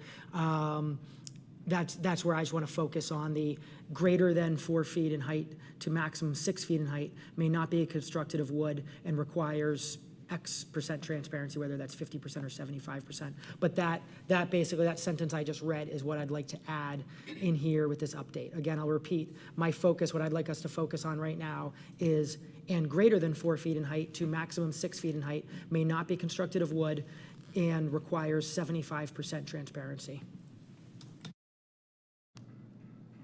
Comment on transparency. So, being able to measure the transparency will definitely be challenging, and so finding a number that is recognizable in the field for the officers or the staff that might be reviewing those. 50% is relatively easy, because if the opening is the same as the width of the material, for example, I had in a graphic that I showed a 3.5 picket A 3.5-inch picket with a 3.5-inch gap between those pickets is easy to assume that that's pretty darn close to 50%. It does have supports across the back of it, which might detract from that, but it might be like 49.5%. 75% is probably the same. It's something where we can look at it and say, you know, this is what the spacing is, this is what the dimension is of that picket. It's a little bit harder to do, but it's still possible. 50% is definitely the easiest one to target, but 75%, just like the 25%, is basically the same. Councilmember Vanstrom. Yeah, and I think the spirit of this is to create something that's pleasing and aesthetic to the eye. And I don't expect that your enforcement is going to be able to say 85%, 60. You know, it's a matter of, we want open space between wrought iron at 6 feet, or that's what I want. I'm sorry, I don't mean to be speaking for everybody. And I think when we looked at a lot of those examples that we had photos of with the citizens, it became pretty clear that that is a higher number of transparency as far as the overall fence. So 75 was a nice, safe area. Councilmember Palermo. And my thought process for going along with staff's 50% is because for the wrought iron example with the 75% is chances are there'll probably be some brick underneath it in the bottom portion of the fence, and that is going to be going towards that percentage. So that was kind of my thought, that although the wrought iron, easily that's 75%, you got to factor in the potential brick columns and things like that. So that's where I liked the 50%. Councilmember Hills. Thank you, Mayor. To Councilmember Vanstrom's point, the word aesthetics, this is a big deal for disrupting our streetscapes. So you've got beautiful, Roswell is known for the beauty of the residential area. We're just known for that. And the idea of having an opaque, solid wood fence, even 4 foot, but I mean, I'm 5'12", so I could peek over with 2 feet, but going to 6 feet, you've got beautiful landscapes, beautiful settings. You've got a nice lawn, whether it's deep, shallow, whatever, and then you bust that up with a wall, so to speak, even though it's a fence. So this speaks to the spirit of what I think people expect in the city of Roswell, and what we crave. It certainly adds to the value of our homes and just what we look like here in Roswell. So I appreciate this. Thank you, Lee. Mike, do you have a motion, or Peter, do you have a motion? I'd actually like to hear from public as well. I'm sorry, my apologies. Any other further comments or questions from council on this particular matter at hand? Okay. Let me take it to Roswell residents. Any Roswell residents? Yes, ma'am? Welcome. Glad to see you. Let everybody know who you are, whereabouts you live in Roswell. I wasn't planning on doing this. It's about as clear as mud. Y'all have totally confused. Let everybody know who you are. My name's Claire Barnes, 19 Revival Street. Thanks, Roswell. Claire. Thank you. Right. It's about as clear as mud. I thought I was following you, but it's kind of confusing. I mean, we're totally confused. And I think council needs to go back and, because you totally confused us. I mean, we agree with Christine that it needs to have some more discussion on it. You know, and with Mike, needs less discussion on it. But it's just, you know, you've confused us. I don't know if it's the 8 foot that's an issue. And if it's an issue, why not just go 6 feet? We've got retaining walls that are 6 feet, so you've got a 6 foot fence. And if somebody wants 8 foot, let them come back to council and planning commission and address it then.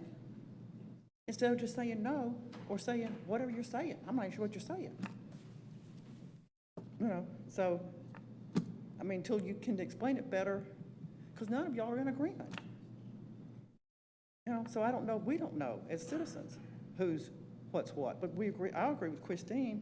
Obviously, it needs more discussion because none of you seem to understand any of it. And I know I don't, and I don't think anybody behind me does, because it's like clear as mud, and it's not very clear. But anyway, thank you. Thank you, Claire. Claire, and I would agree with you. The first time you look at the fence ordinances and the fence ideas in the city, it is never clear. It is clear as mud. And I will say, I've spent a great deal of time with a lot of the citizens, and it actually is making sense because we've looked at it for a lot longer. But it should be simple.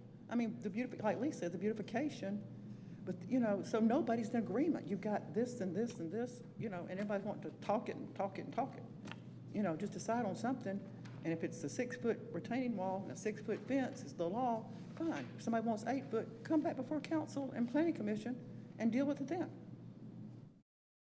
Whatever, I don't know. Thank you, ma'am. I'm s- Yes, Councilmember Vanstrom. Can we get clarification too? I think this is important to clarify retaining wall versus fences in the city. Well, I don't think a retaining wall is a part of this conversation, is it? Well, it just became that. No, sir, it's not. There is a separate retaining wall ordinance that applies to non-single-family residential properties, whereas these fences will mostly be on residential properties. Precisely, non-residential. Yes, sir. I do it all the time, Claire. Any other comments from public, Roswell residents? Welcome. Please share your name, where you abouts, and if you have a role with the city. I do. I'm Kitty Singleton. I live on Hickory Ocala, and I'm on the Planning Commission for the City of Roswell.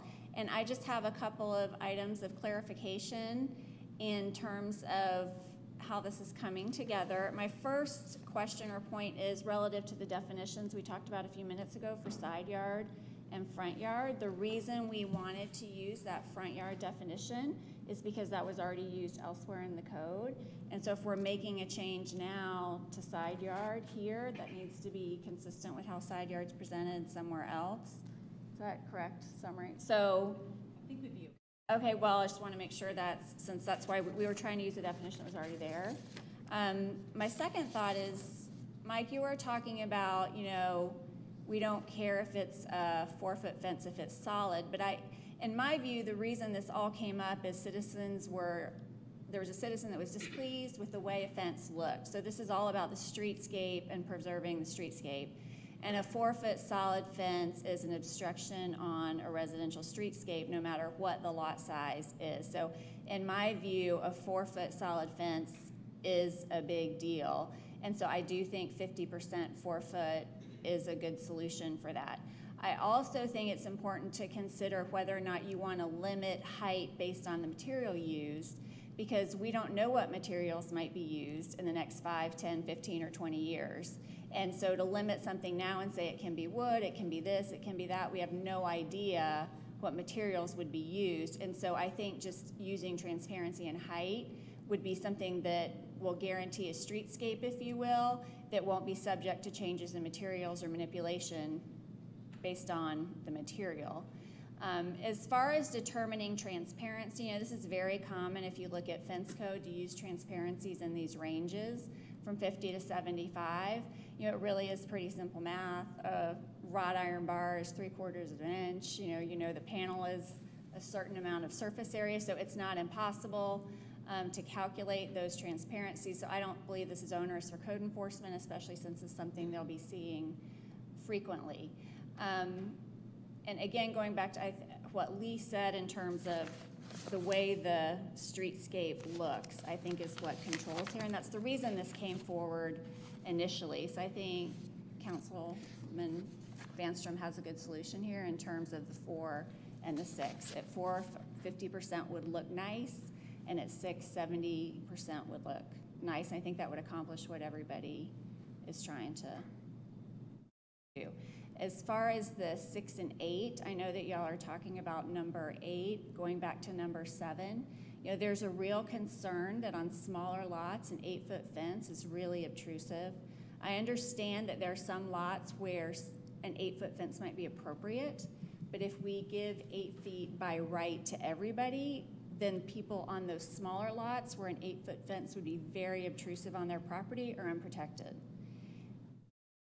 So it's a balancing act, trying to balance the rights of those two different property owners, but there is a way to protect people on smaller lots from an obtrusive 8-foot fence and also give people a way to get to 8 if they need to, similar to like a retaining wall where they could come to council and there would be a process to do that, because it is a very limited number of lots that need that 8-foot fence, but we don't want to leave these smaller homes unprotected. I live in a ranch, an 8-foot fence would be at my roof line.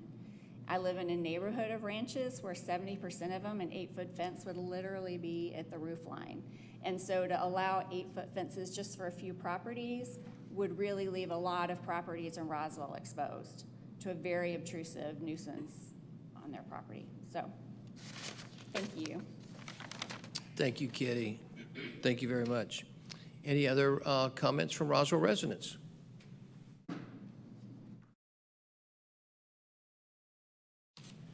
Welcome. Kay, how are you? Make sure, Kay, tell. I'll fill one out. My name is Ann Hadfield. I live at 8635 Steeplechase Drive, Roswell. Hi, Ann. Roswell's been a great place to live. This, to me, seems a little silly in a way, because I look at how people can get around things. You could put up a 4-foot fence and plant a bunch of bamboo or arborvitae right along it, and it goes way up to the, and somebody gets around, and they're within code. They can do what they want to do. I don't kind of see how, you know, I don't like chain link. You haven't even mentioned chain link up there. I can't stand chain link. But that's just, it just seems like you can't define someone who might have an idea that the other person doesn't want. Just a thought. I'll fill out one of these cards. Oh, Ann, you're going away that quick? Yeah. Thank you. Thanks, Ann. Thank you. Okay, thank you. Councilmember Beeson. To piggyback off Ms. Hanley's remarks, I will preface this with, I don't believe we allow chain link in the code, do we? So that problem is switched. But that being said, I do agree in how this is being hashed out. I was under the impression that this was initiated, and when it was originally put in committee, that the entire premise of what we were discussing was to determine the primary portion of the building, the front yard, the side yard, the backyard. We were orienting ourselves with the building so that we could implement the code. We've now created a lot of, to use the mayor's word, solutioneering for a problem that, to my understanding, didn't previously exist, which is a lot of time and effort. And I appreciate the effort that fellow council members and city staff has put into it. I was under the impression that we were really just defining this based off illustrations and definitions, not rehashing heights. But that's just me. Thank you. Yes. Any other Roswell residents who'd like to speak on the matter? If not, I thank you for coming up here and speaking on this. I'm going to bring it back to council. Any other comments or questions? Councilmember Morthland.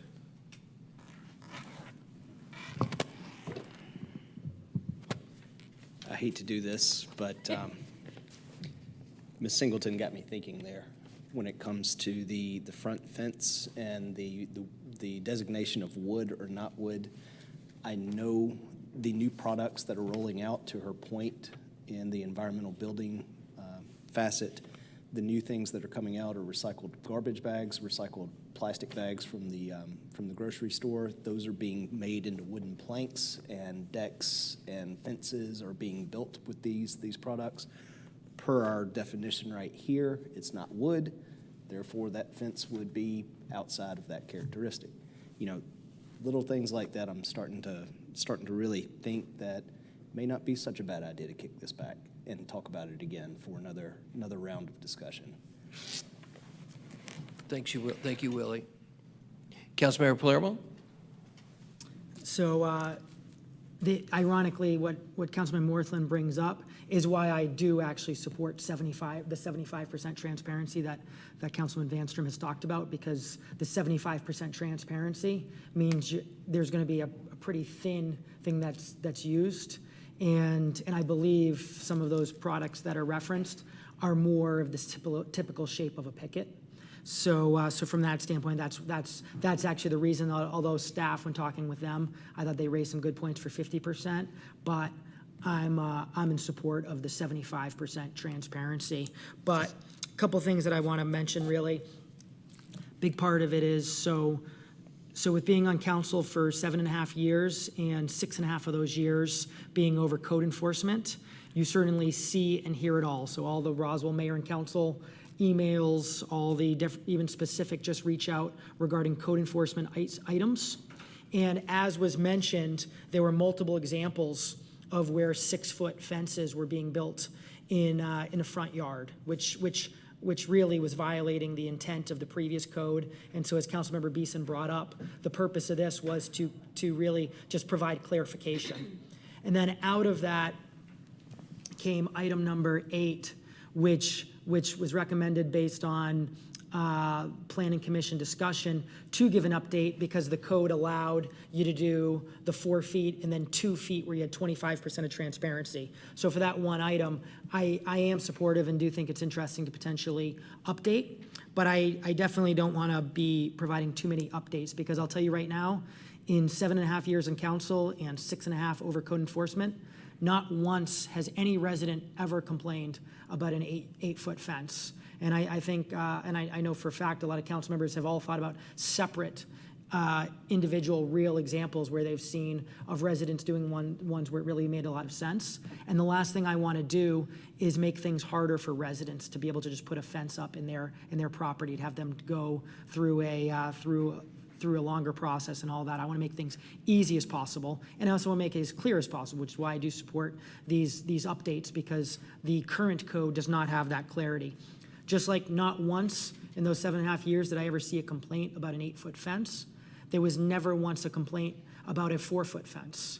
So in all those years, despite the fact that we have a lot of 8-foot fences in Roswell, we have a lot of 4-foot in Roswell that are not opaque. There's never once been a complaint about that. Again, the one thing there's been complaints about is 6 foot going all the way up to the street, all the way up to the primary road, and that's what this is addressing. And so that's why I do really want to minimize the changes, because I don't want to make it things harder for residents to put up a fence, and I don't want to make it harder for just the residents to understand it and those different aspects. So what I'll certainly be supportive of tonight is going ahead and having everything as it was in the first reading, and the 2 updates being, 1, staff's recommendation of just whatever clarification that staff had recommended regarding side versus front, and then the second update to be that number 8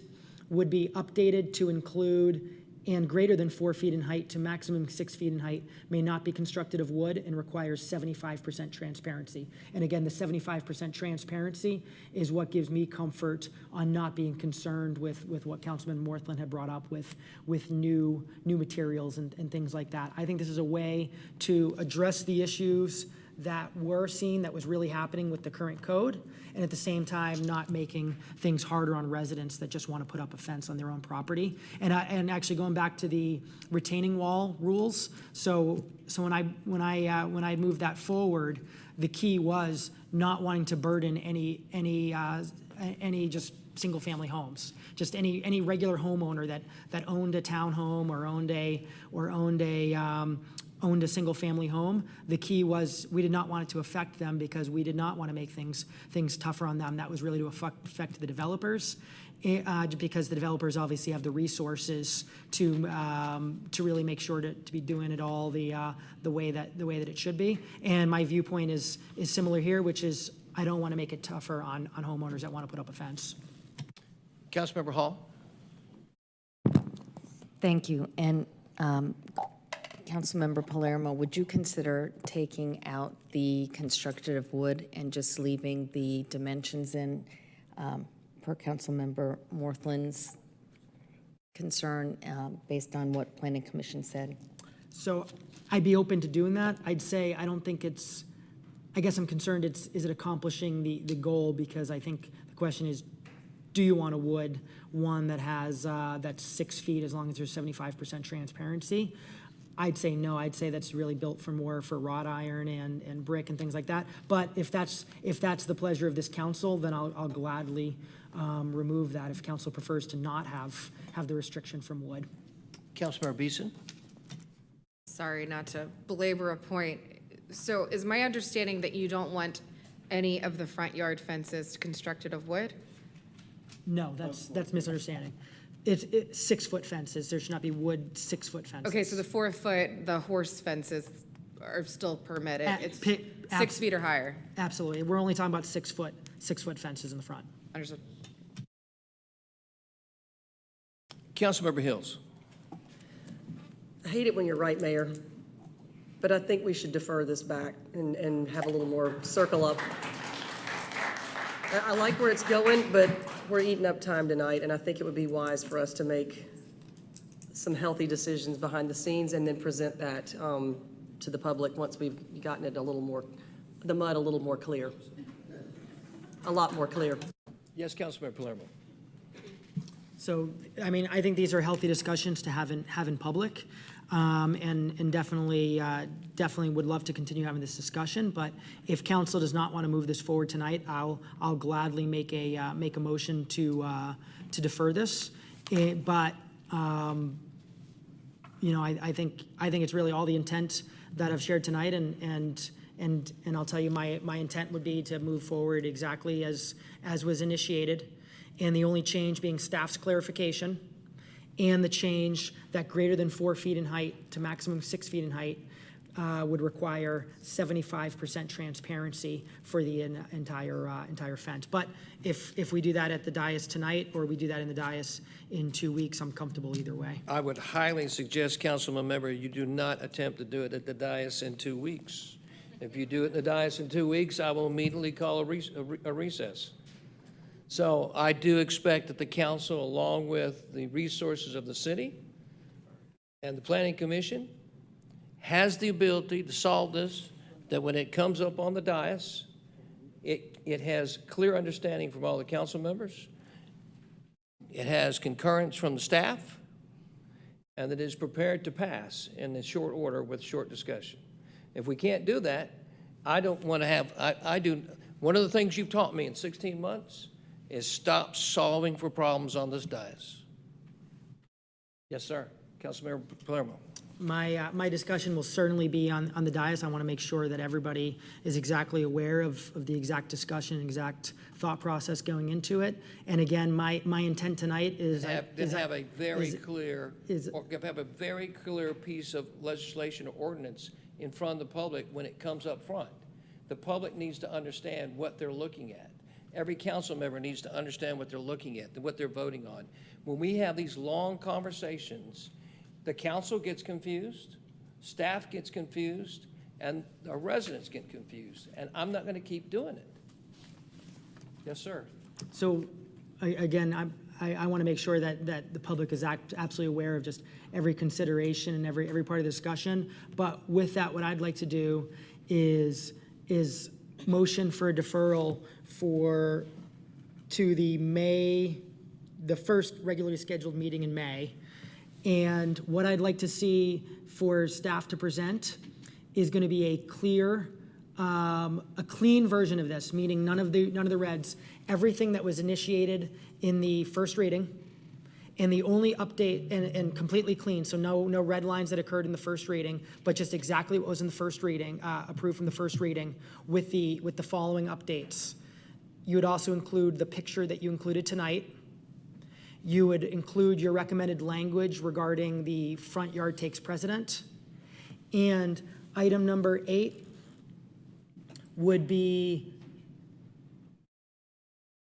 a screening wall or fence located in a front yard that is greater than 4 feet in height to maximum 6 feet in height may not be constructed of wood and requires 75% transparency.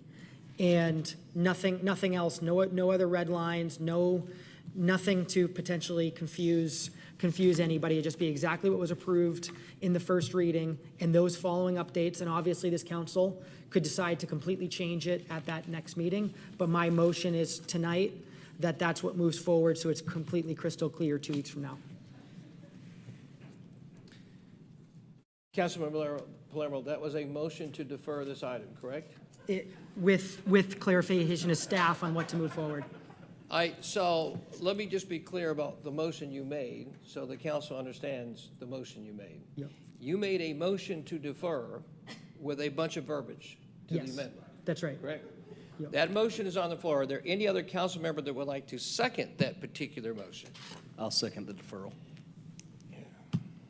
All right, It has been seconded by Councilmember Morthland. All of those council members that are in favor of approving the motion to defer with the verbiage suggested by Councilmember Palermo, please raise your hands.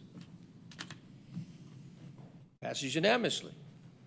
The motion item is deferred with the verbiage suggested by Councilmember Palermo. Thank you very much. Councilmember Palermo, I believe there is a third item on community development. There is, and this is going to be the one that's going to be a lot more interesting with a lot more discussion, I think. Item number 3, approval of a text amendment to the Unified Development Code regarding Section 3.2.6 carriage house, Section 4.3.3 carriage house, and Section 5.3.4 carriage house. This is the second reading. Mr. Davidson? Oh, I'm so sorry. City Attorney Davidson, would you please read the ordinance, please, sir? Thank you. This is an ordinance to amend the Unified Development Code by modifying Article 3 regarding carriage house distance requirements.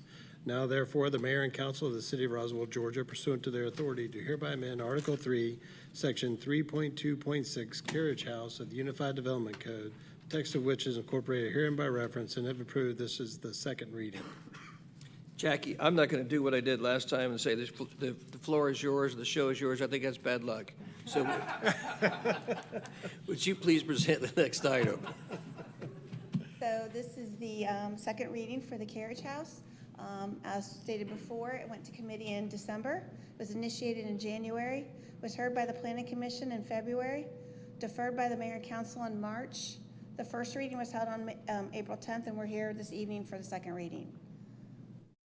First reading, the only portion that was approved by the Mayor and Council was to modify articles, or to modify the building separation from 35 feet to 20 feet for AG 43, RS 87, and RS 30. That shows that there to change from 35 feet to 20 feet.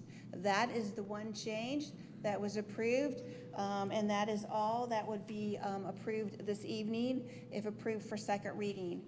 As you noticed when the city attorney read it, we removed in the title, if you looked at your package, the title did remove sections Article 4 and Article 5 from the title, so that only Article 3, which is what is being approved, which was what was approved at the first reading. Thanks, Jackie. Any questions or comments for Jackie from council? Councilmember Palermo. So the intent of this was, in the last handful of years, we've had a number of applications that had come in where they were coming in basically requesting a variance to build closer than 35 feet, giving them the opportunity to be further away from the property line, further away from their neighbor, and really just wanting to make it easier for those homeowners wanting to do that. And my intent tonight is to motion to approve this as written tonight. And so I think we did have some good discussion in the first reading. So in the first reading prior to that, there was discussion of for other lot sizes to reduce the distance as well, and at the same time raise some different concerns with some different examples that had been discussed over the previous year. So I do think it makes sense to move it forward this tonight as we had approved in the first reading. Thank you, Councilmember Palermo.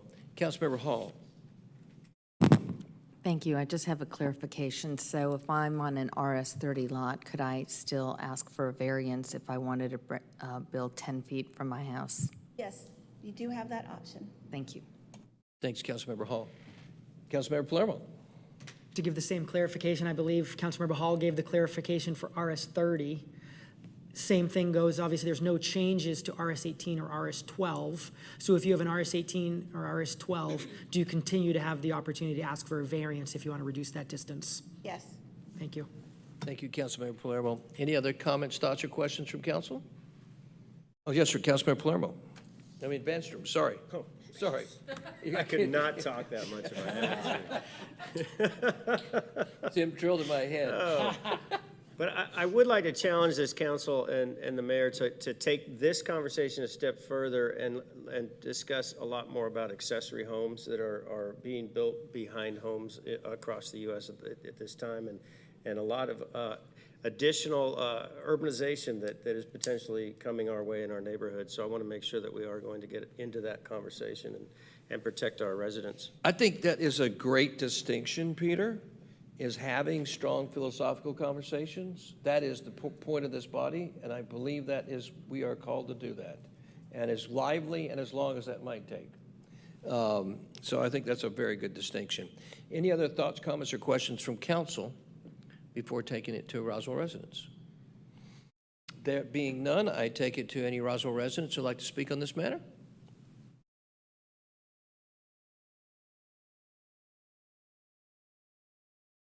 Welcome. Make sure you share with everybody who you are, Eric, where you live, and if you have any formal roles with the city.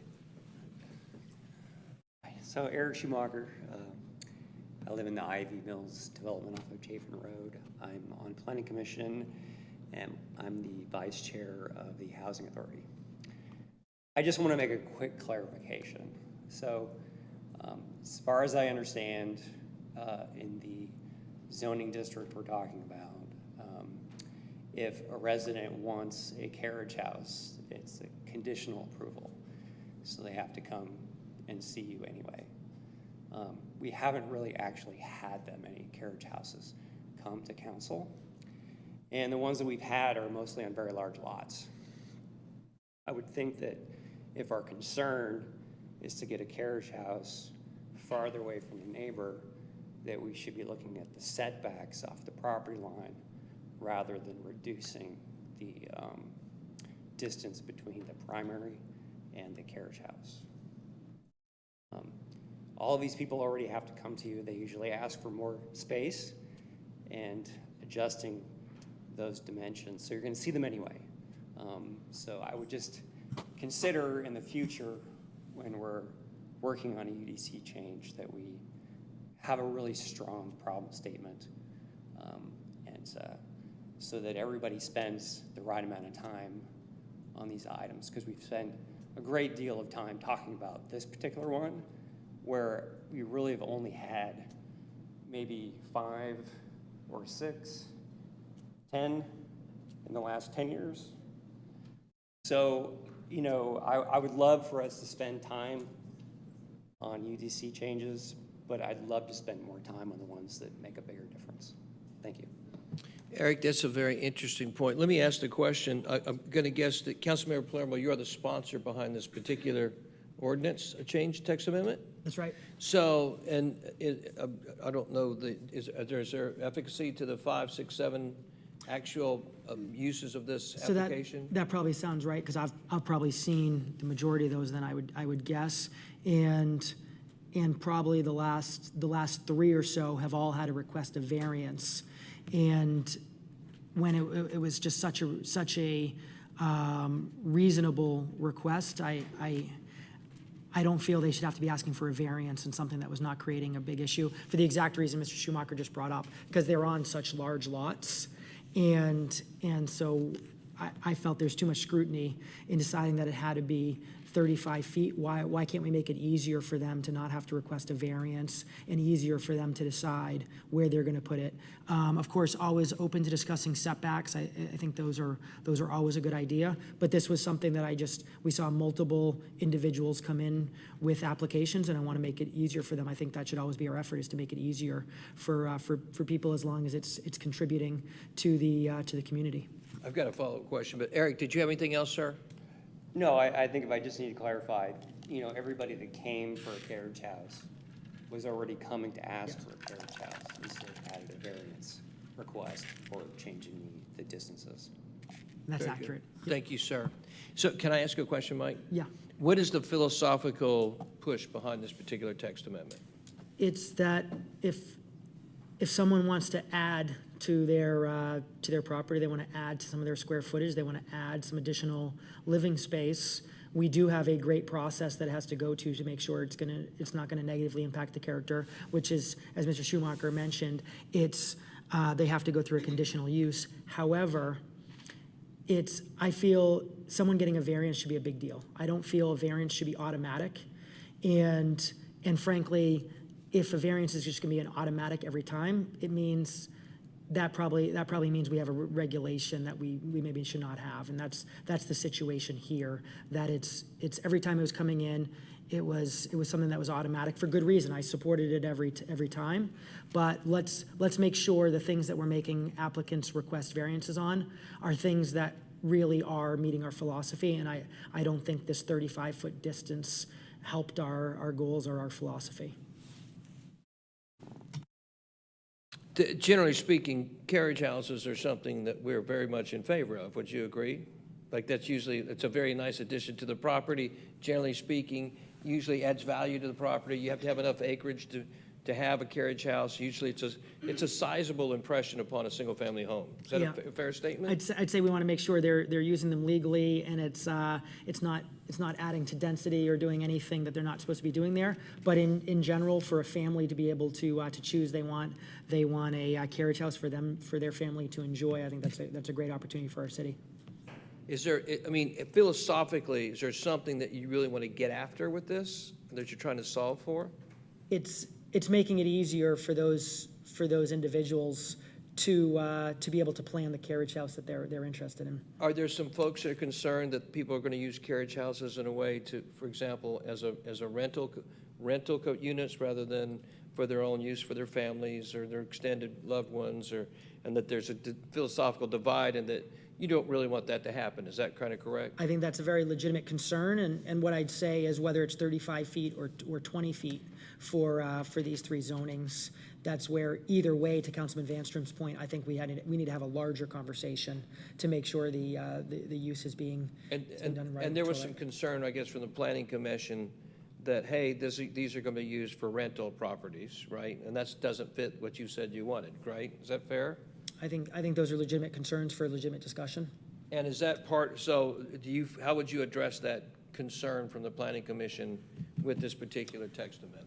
I don't see it being done with this text amendment. I see it being a larger conversation around carriage houses in general. And frankly, we won't get into it this evening, but there's other things within the code that end up being so similar to a carriage house but not considered a carriage house. That's why I think we really need a wider conversation as suggested by the Planning Commission, which I agree with. Outstanding. All right, so thanks, Mike, because you always remind me I forget to go back out.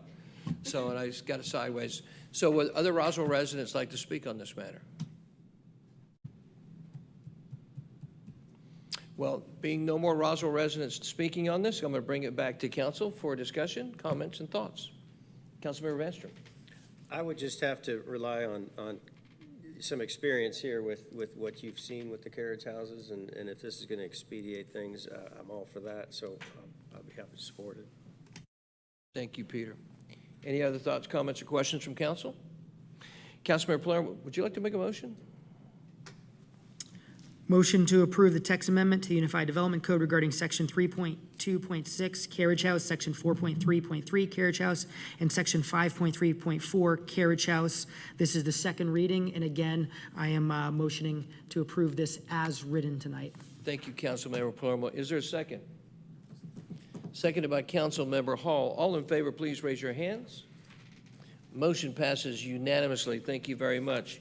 Councilmember Palermo, I think we got one more community development item, sir. Approval of a text amendment to the Unified Development Code in Section 13.3.4, public notice and hearing requirements regarding changes due to zoning procedures law. This is the second reading. City Attorney Davidson, would you please read the ordinance, sir? Thank you. This is an ordinance to amend the Unified Development Code by modifying Article 13, Administration.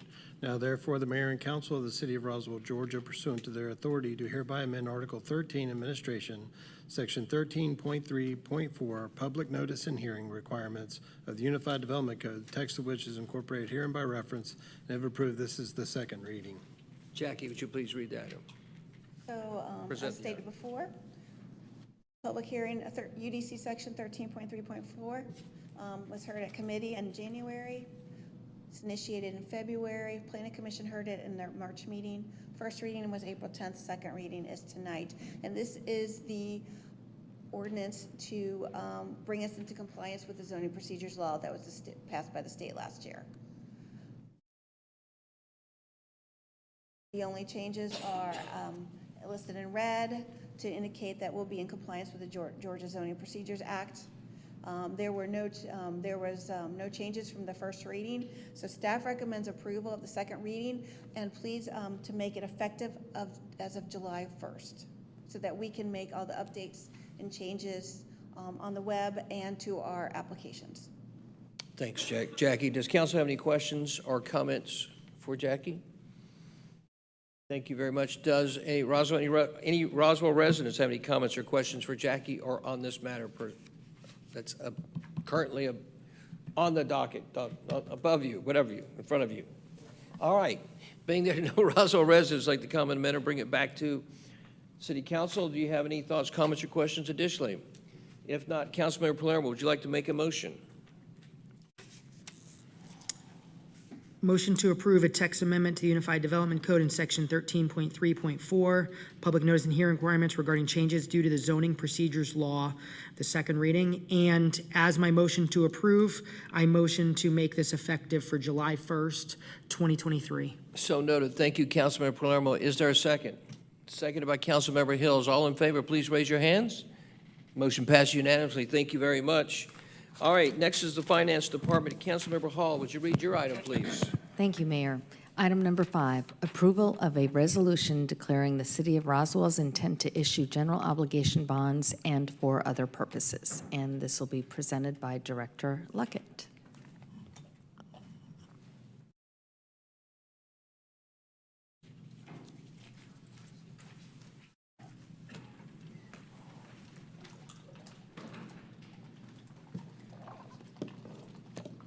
Good evening, Mayor and Council.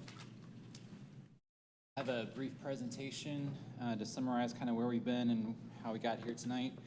Before I begin, I did want to introduce Jim Woodward, who is serving as the city's bond counsel. He's with Gray, Pennell, and Woodward, and he'll be here to answer any questions that may come up that I cannot. So I'll go ahead and get started. Just to provide you a little bit of background. So in November of 2022, the Roswell voters approved the issuance of $179.6 million in general obligation bonds. That includes $107.6 million for recreation, parks, bicycle and pedestrian paths and sidewalks, $52 million for public safety, police and fire, and $20 million for a public parking deck. Those bonds were validated in Fulton County Superior Court in February of 2023.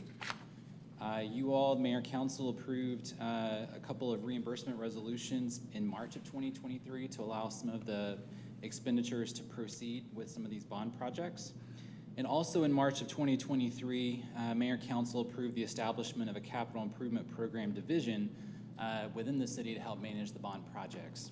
So here we are at this point this evening, and the city is now ready to proceed with the first bond issuance in order to initiate the bond projects approved by the voters.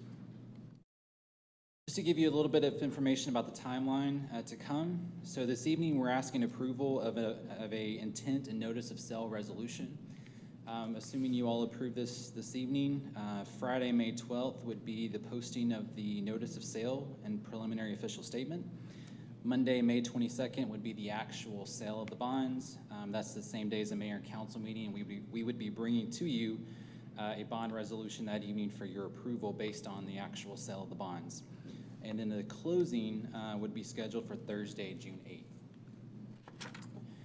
As I mentioned, tonight's action is requesting approval of a notice and intent of sale resolution, and that's authorizing the following actions. That includes a dollar amount of the first issuance, preparation and publication of appropriate notices for the bond sale, review and approval of the bids to come at the bond sale, as well as any further actions necessary in accordance with the intent of the resolution. I did want to pause for a moment and just kind of explain how we got to the dollar amount that we recommended. That's based on a variety of factors.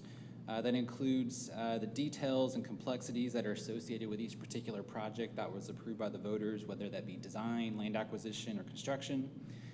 We also had to take into account IRS rules associated with tax-exempt bonds, and those rules dictate that the city must have a reasonable expectation that it can spend 5% of the bond proceeds within 6 months and 85% of the proceeds within 36 months. The last thing I'll mention is just the resource capacity of staff and any external partners the city decides to bring on board, and the ability to manage the volume of projects that are underway. The amounts that you'll see were developed and coordinated across all city departments, including the newly created CIP Management Division. So this evening, we're recommending a total issuance of the first tranche of $86.2 million. That includes $53.1 million for recreation parks, bicycle and pedestrian paths and sidewalks, $13.1 million for public safety, police and fire, and the full $20 million for the public parking deck. A couple of other items I wanted to mention. We are recommending regarding the parking deck, the issuance of taxable bonds as opposed to tax-exempt bonds. And this recommendation comes to for the purpose of preserving maximum flexibility in terms of the development and construction of the project. If we go the tax-exempt route, there are very specific restrictions from the IRS in terms of any kind of private use. If we were to agree with a partner, a public-private partnership, to set aside a certain percent of the parking deck for their use, we would not be able to do that there's very specific restrictions with a tax-exempt issuance. So our recommendation is to go with a taxable issuance just on the parking deck. Additionally, we are recommending that we set aside 2 years from now to move forward with the second issuance of bond proceeds. And the reason we're already talking about that now is it plays into the structure of the debt service that our financial advisor will be working on to make sure that we're maximizing the maturities that we have scheduled for those particular years and we don't lose any bond capacity moving forward. The last thing I wanted to mention was the overall estimated millage rate impact based on a set of assumptions. So those assumptions include $66.2 million in tax-exempt bonds. So that's the recreation and parks as well as the public safety. Based on current market rates, we're estimating, this will vary on the day of the actual bond sale, but we're estimating a true interest cost of 3.89%. $20 million in taxable bonds, based on market rates currently, a true interest cost of 4.79%. And our current tax digest, which has the value of $1 million for the debt service portion at $7.2 million. That's based on FY 2023. So based on that set of assumptions, we are estimating that in FY 2024, issuing the recommended amount tonight would result in a millage rate increase of 0.8 mils that will be needed to service the new debt. The actual millage rate increase will vary depending upon final amount of the issuance, the actual interest rate, and the actual tax digest for FY 2024. So that equates an FY 2024 property tax impact on an average home in Roswell of $450,000 would be a $144 increase in their property tax bill. And if you take a look at the millage rate, today our millage rate is 4.463. That would increase to 5.263. We will have all of the updated property tax information in August and September. That will be when we receive information from Fulton County. We'll know what the new tax digest is. We'll know what amount we issued in bonds. And we'll be able to give you a final amount on what that millage rate increase will be. So that concludes my presentation, and I'll be glad to answer any questions. Thank you, Ryan. And just for speak layman's language, the bad news is there's 3 people that are elected city council members that are I would imagine, going to be running for re-election in November. And this millage rate increase, in layman's terms, will hit in October, correct? Yes. So just have to warn my colleagues that there's a real impact. There'll be a real millage rate increase, and it will hit in October this year, and people will see those bills. So, council, comments or thoughts or questions? Councilmember Hills. Thank you, Mayor Wilson. Equally as important, we're getting ready to spend money that the people approved, and we will get started on that as soon as that tranche is released, the bonds are sold, and we will get rolling as we've been working on behind the scenes. So to counter that, not challenge. No, thank you. Councilmember Bedstrom. It's long overdue. No, yeah, and actually, it seems that every time we get to talking about the bond referendum lately, it's later at night and we're dragging. I want the balloons and the confetti, and we just haven't had that big enthusiasm. I think we've got to get it. We've got to get some kind of a celebration put together because this is really exciting. The voters unanimously voted through these projects, and we're excited to get these rolling, and the staff's been working so hard on it. So where's the confetti? Fair. All right. Anybody, any of our Roswell residents? I'm going to leave council and come out to y'all. Any Roswell residents want to talk on this matter? Anybody got any confetti or balloons out there they want to bring? All right, I echo Peter's sentiments on that. I bring it back to council for any last comments, or thoughts, or questions on this matter. Ryan, thanks for the presentation. Simple, short, and sweet. And Peter's right. We should have put this up number one. That's my bad. No, it's true. I wish to your point, I think you're exactly right about it. Councilmember Hall. I would just like to clarify, so what we're doing tonight is we're approving the resolution to declare the intent to issue the bonds, but the bonds actually won't be issued until June. Right, the bond sale will occur May 22nd, so that's when we'll actually bring you the last final approval for you all to approve the bids that we received. Closing will be in June. Okay, thank you. Yeah, to that point, in our process, we haven't corrected everything in our city, so we create lots of extra pain points, like, let me get you approval, let me get you a sub-approval, let me get you a kind of approval, let me get you an approval, and let me get you a real approval. To your point, this will come back in front of us again, and we'll do the same sideshow. So, any other thoughts, comments, or questions from council? Thanks very much. All right, Councilmember Hall, would you like to make a motion? Yes, thank you, Mayor. Motion to approve item number 5, approval of the resolution declaring the City of Roswell's intent to issue general obligation bonds and for other purposes. Thanks, Councilmember Hall. Do I have a second? Second. Second from Councilmember Hills. I'm getting an interruption from Professor Luckett.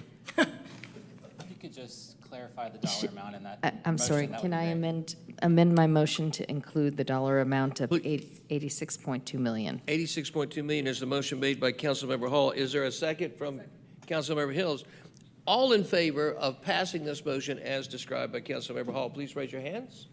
It's a 5-0 vote. We have one council member who's not here.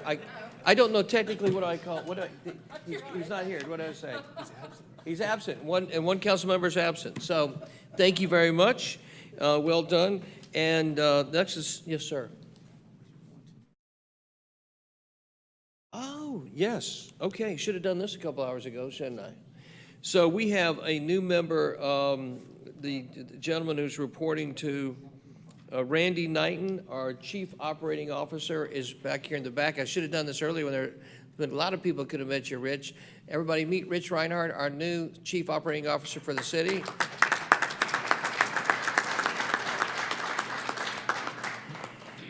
He's right now in the middle of zero-based budgeting and has already threatened to quit. Sorry, Willie. Yes, sir. Did he enjoy that fence conversation? You'll have to ask him later in closure. No, if you can, I don't think you legally can do it. You have to ask him in the hallway. Sorry. Thank you. All right, next is the city attorney's report. City Attorney Davidson, would you read your item on your Rick's report? Thank you, Mayor. The only item I have is a recommendation for closure to discuss personnel, litigation, and real estate. Thank you. Do I have a motion for closure? Motion for closure by Councilmember Hills. Do I have a second? Second by Councilmember Vanstrom. All in favor of closure, please raise your hands. We are adjourned in closure. Thank you. Being that there are no other items, this mayor and council meeting of April 24, 2023 is adjourned. Thank you. Thank you, sir, as always.